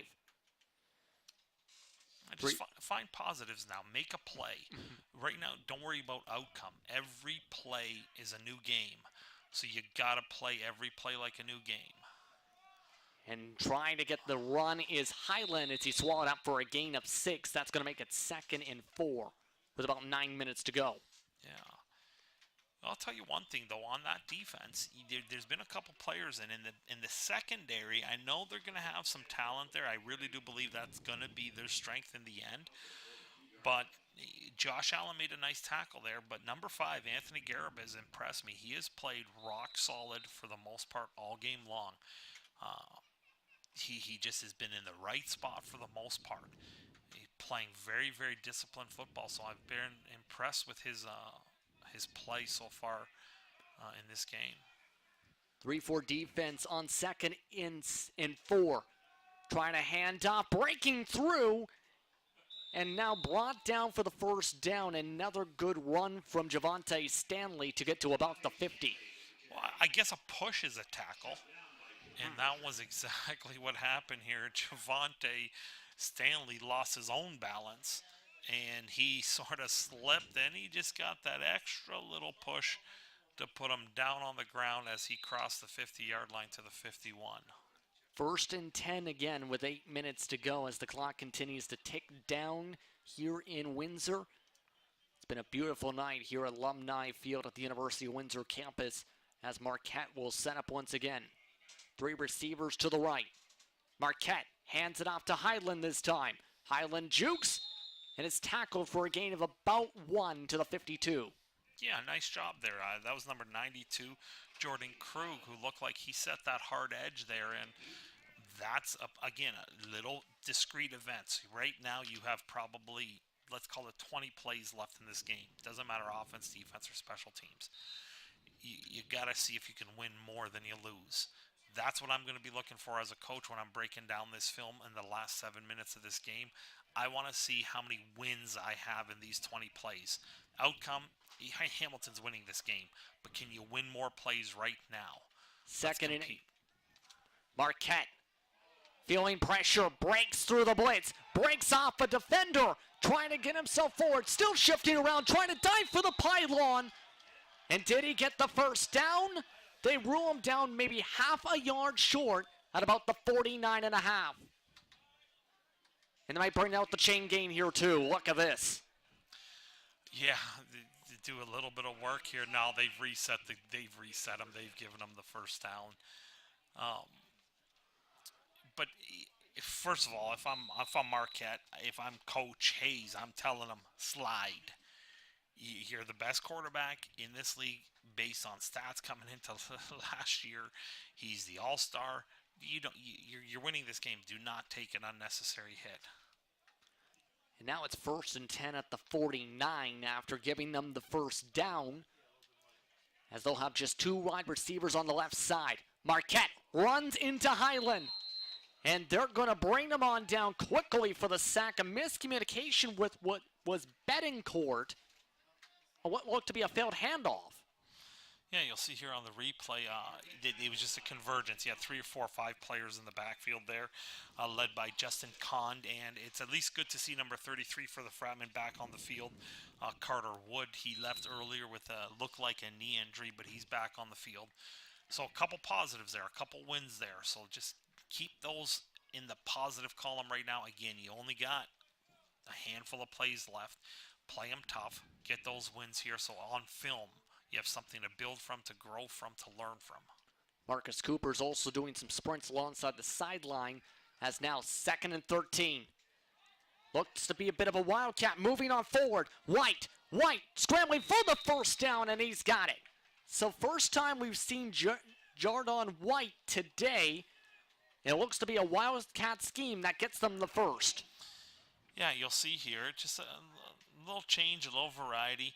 Sets and then drops. It's just a straight run blitz. But right there is just, it's a little things like lane integrity. You want to see it on film. You want to be able to make sure everyone's in their proper gap. And we just said it was good to see Carter Wood back on the field, and now he's back on a knee. So he is holding that left knee that was bothering him a little bit earlier. So ultimately, in most defenses, everyone's going to be assigned a gap at some point in the progression of the play, whether it's a blitz, whether it's a slant, whether it's some sort of twist. You have to stay in your lanes. That case scenario, there was just a vacant lane there, and like you said, there was a wildcat look. And when a running back, a ball carrier, sees a gap like that, it's very, very easy to run through. And on top of that, it looks like they're going to keep them in the huddle. So it looks like they have ended off Jake Marquette's night as Wood heads to the sideline once again. So unfortunate to see him come out for a second time tonight. Meanwhile, 1st and 10 at the 36 now. White sets up just 2 receivers on the left. Brings one towards the center, hands it off to his back in Betancourt. Betancourt moves on forward for a gain of about 5 to the 31. And here's another flag, just again chirping or just a little roughhousing after the play. For the most part, I will say that the referees have kept a handle of the game because they've thrown the flags right off the get-go. They're not accepting any of that. So I'll give them all the credit in the world maintaining the balance in this game so that it doesn't get over the top. It is week 1. No one wants to get ejected and lose a game or two depending on the severity of the infraction. We'll see what the call is here. Unnecessary roughness on the defense. 15-yard penalty. First down. Yeah, some sort of pile-on at the end. Oftentimes what happens, you just give the guy a shove. That shove is always going to it's unnecessary. The game is violent enough as it is. I didn't necessarily see anything because we're up in the booth and that happened on the far side. But I'll trust the eyes there. I think that was Chris Patton who threw that, and there wasn't too much objection from the Fratman players. So usually when you're guilty, you just sort of keep quiet. And now that moves the Hurricanes to the 16-yard line, leading 43-12 with 4:25 to go in the 4th quarter. White gets the snap, fakes the throw, now lobs it up down the right field, but thrown out of bounds, but a flag is thrown. In fact, it looks like maybe a couple. Yeah, well, that's probably in the vicinity of a hold. So we'll see what combination of calls we get from Alex Jemmy right now. Yeah. Yep, holding's going to be this. You know, looks like they're thinking of declining. Let's see what the call is, though. I think he's going to back Holding. him up. On the offense. First down repeated. Yeah, they're just too close to the goal line. Back them up. Make them earn it, I guess. We've already said, the outcome of this game is not in question. Hamilton's trying to put 50 up, which hasn't really happened to the Fratman defense all that often, especially in conference play. So they're just trying to just set an early tone. Now it's going to be 1st and 20, less than 4 minutes to go in the fourth here at Alumni Field. White takes the snap, hands it off to Betancourt as he's swallowed up for a gain of maybe 1 for 2nd down. Yeah, and it looks like that was Anthony Garib again at the bottom of that pile making the tackle, number 5. I'm sure he's making Coach McIntyre over at Holy Names High very proud. His high school coach, a good friend of mine, just well-coached young man here, and he's showing his worth right now because, like I said, I think he's the best player on the field right now for the Fratman defense, at least in the force unit. Here's the call from Alex Jemmy. Roughness on the defense. 15-yard penalty, first down. 1-7. So that's Elijah Blythe with another penalty, and I'm positive Elijah had one on that one that moved 45 yards on that kickoff from the 20-yard line that resulted in an onside kick and a touchdown. That being said, maybe it's time to get him off the field, and because it's all retaliatory. It's all just pushing after the pile. You're going to get yourself ejected if you do something, if you get heated and you end up throwing a punch. You got to keep your emotions in check. It's week 1, men. There's a whole season. You could lose this game by 50 if, as long as you win the championship, you're good. And now we'll see how they react on 1st and goal at the 10. White throws it into traffic, almost picked off. Fornagero, the defensive back, drops it on what could have been a big positive. Yeah, missed opportunity. It's just got to be a pick. It's just got to be a pick. Yeah, they just fumbled the ball out into each other. Nothing's going all that well for them. But that said, again, new play, new game. That's over and done with. Get something on film. Make a positive here right now as we take a look at the Fratman sideline. And at this point, 2nd and 10 at the 10. White will set up once again. 3 wide receivers to his left. One will move into block. Betancourt gets the handoff, dives to the end zone. Touchdown, Hurricanes. Yeah, that was just too easy. That was just a walk-in off the left side. Here, just interesting to see in the replay again what exactly happened. There was 2 gaps. There must have been 3 gaps there.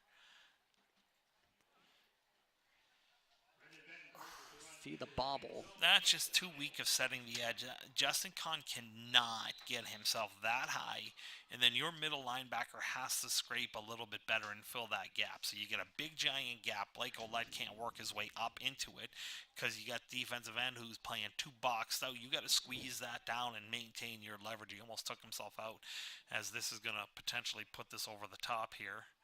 A bobbled snap. And now having to scramble to the right, throwing for a 2-point conversion after the blown snap. And it's going to be 51-12, I believe, here now. Yes, it will be. Oh, my goodness. Yeah, I guess when it's going bad, it's going bad. I guess it's good practice for the Hurricanes. You get a botched snap. They've already had a couple of them, and you get into your fire drill. And did everyone respond properly? In this case scenario, you had the one person who leaked out, and the quarterback or the holder who was there found him.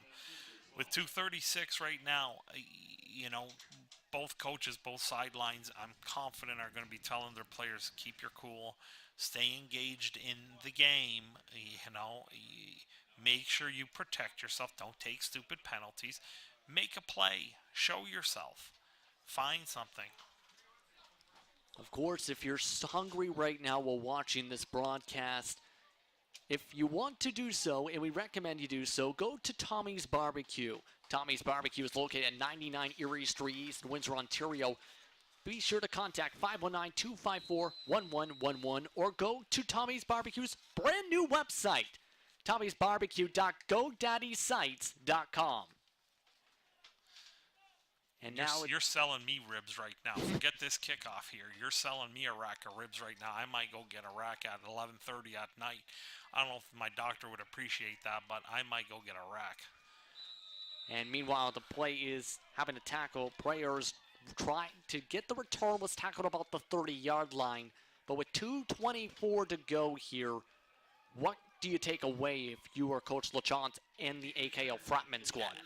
You know what? I'm not going to overreact. There's nothing really to take away. I'm going to watch the film. I'm going to break it down. It is week one.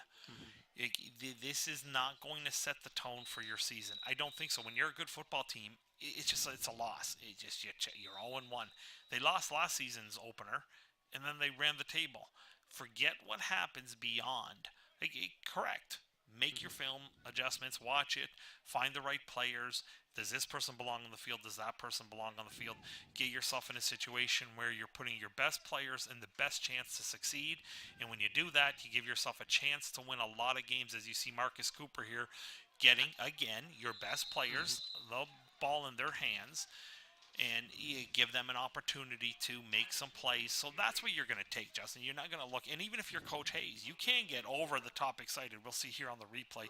Just get it to him. He'll make a play. But if you're Coach Hayes, you're saying the same thing. Okay, you put 51 on, but if you lose in the championship game, 51 means nothing. Stay engaged early in the season, make the corrections, find the right players in the right spots to make sure you're successful by season's end. I think that's a really good message, for sure. It's 1st and 10 at the 44 as Mayu going to throw a screen and has a drop play incomplete. But one of the discussions as well I had with Coach LeChant, he said, as far as it goes for tonight, he's fine with players making mistakes as long as they're going 100 miles per hour. If they did that, he felt they would be all right. And as you said, it's week one. A lot can still happen. There is still time to mesh things together over the next couple of months towards the playoffs. Like, the film's going to tell you. You're going to see, did they compete? Like, effort. Are you out there fighting your hardest for your teammates? You're not going to win every play. Anyone who's played this game knows that you're going to have 60 plays in a full game of offense. And of those plays, did you try to compete your best at all 60? When I used to watch my film and I used to grade my players, I'm looking for effort as much as execution. I can always fix some of the execution things. I can't fix how hard you try other than putting you on the bench. So that's what I'm going to look for. That's what these coaches are going to look for. When you had your chance, did you try? And Beaton punts this off after the swallow up for Tijani's run. Trying to break towards the left side, joking around. Badly going to be brought down. Pardon me, that was Animadu who was trying to go for the return with 1:03 to go. This will be set up at about the 39-ish. Yeah, we got 2 more flags here on the field, so we're going to sort these ones out. Oftentimes there are blocks in the back, holds on the return team. It did not look like in this case it was one of those objectionable conduct plays, but here's Alex Jemmy with the call. Holding on the return team, 10-yard penalty, first down. And see, that kick there was a prime example of what I want to see on film. It was punted to a corner. They had at least 7 or 8 Fratmen jerseys there. Okay, did everyone do what they're supposed to do? Did they converge on the ball? Did they pin him in the corner? Did they make sure he didn't get out of the corner? And did they make the tackle? That's it. Play's over. Now we're moving on to this one. With 1:03 left, whether it's 3 or 4 plays, whatever it is, compete, call it a game, and move on to next week. Clock is moving at 1st and 10 at the 25-yard line. White still in at quarterback. Couple more chances for plays as here's the 1st and 10. Handing it off. Trying to bounce to the right side is Burke Johnson. Burke Johnson finds an opening, breaks one tackle, still carries a second person as he's down at the 43 with 33.7 seconds left. This was almost a tackle for a loss. So close. Now the defense might be getting just a little tired because I look like fresh legs. You'll see Anthony slide right down, play it properly, gets there, almost there. And see, that's where you need your help, your counterpart on the other side. You need your other defensive end to set that edge for you, so your pursuit come and heel line like that for Anthony actually gets there. Those are the kinds where you get those from behind strip sacks, strip fumbles from a ball carrier in that case. But they have something to work with. They'll see it on film. Less than 10 seconds to go here in the fourth quarter. One more play from the Hurricanes. They'll go for the run. Up the middle, swallowed up the middle. As that will end things off. The game is over. 51-12 is your final as the Hamilton Hurricanes start off 1-0. The Windsor AKO Fratmen go 0-1 to start the 2018 season. Let's put this final score aside, though, Justin. Remember what the score was going into this final quarter. It was 29-12, so it was close. The game was pretty close still at that point in time. So, with it being that close, you never know what could have happened if a break went early the other way. They lost. Game's over. I don't think it's as separate as the score indicates. They're two good football teams, but one way or another, they're both going to get better as the season progresses. With the AKL Fratmen, their next game will be on the road next Sunday, August 26th, against the Niagara Regional Raiders. Meanwhile, for the Hurricanes, after the victory tonight, they're going to have to get themselves together for their next game. With that, we'll be back in just a few moments here on WE TV. Fratmen lose this one 51-12. I learn by doing. I learn by reacting to a situation. St. Clair puts me directly into my industry. I'm dealing with real patients, real life situations. It's not just theory. It's not book work anymore. I choose to take control of my future, and my path is St. Clair College. I choose to be here.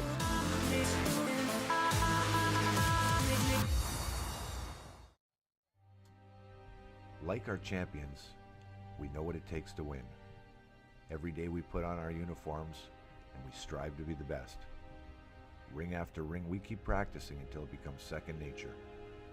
Our craftsmen have put in thousands of hours to master their trade. And when things get tough, we make the adjustments needed to stay on top. Baron Championship rings. This is who we are. Windsor started a tradition way back of giving us great barbecue north of the border, and you can taste that tradition when you come to Tommy's Barbecue. Dive into Tommy's rotisserie-style ribs and chicken, along with the crinkle-cut fries, coleslaw, and the original hot and sweet sauces. Plus all those amazing desserts like Black Forest cake and strawberry cheesecake. Taste the tradition and so much more at Tommy's Barbecue, 999 Erie Street East.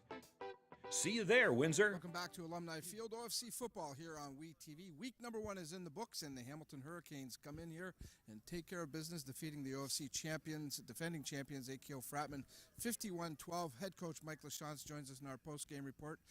Coach, where did the wheels fall off here tonight? Did it start right from the get-go, do you think, and tough to recover here this evening? Yeah, you know, you start 4 rookies on the offensive line, 2 new backs in the backfield, a couple new receivers on offense. We had 9 new players on offense. That's not an excuse, that's just reality. We had 3 weeks to prepare for this game, and we knew it was going to be tough. We had some injuries in camp. Devin Woods is out. We had a couple guys go down early in the game today, and it's tough to compete with a team like that when you're banged up and when you're missing some weapons. So we're not the same team we're going to be at the end of the year. That's for sure. We'll be better, and we'll learn from this. I guess, what do you take out of it from the positive side? I know there are some things to draw on. I thought some of the specialty teams were pretty good tonight, but what did you see that you can draw some positives? We competed. I mean, I know it doesn't look like it on the scoreboard, but we had a lot of young guys on the offensive line that were kind of digging in the second half when we were down by a big number, and they weren't worried about the score. They were still digging. Colton Allen certainly did some nice things today at quarterback, and that he impressed me by the way he competed. Like I told the guys, you're going to make a lot of mistakes. The whole team, I told them, you're going to make a lot of mistakes. Just make them with a solid effort. That's all you can do is effort, intensity. The mistakes are going to come early in the year. We'll be better next week than we were this week, and we'll certainly be better in week 9. Okay. when the schedule came out, we saw the Hamilton game was game number 1, and everybody talked about the rivalry. That just these two teams have been dominant the last several seasons. Not that you say, "Oh boy, I wish we didn't have that game." Maybe even look at it as Coach LaChance. Maybe this was a good game to start the season, even though you didn't get the result you wanted. But it tells you where the bar's set. It's the perfect game to have at the start of the season. We knew it was going to be tough. We knew we'd have to play extremely well to beat this team. Looking at their roster, they got a bunch of CIS guys coming back down. They've got an experienced quarterback, probably the best in the country.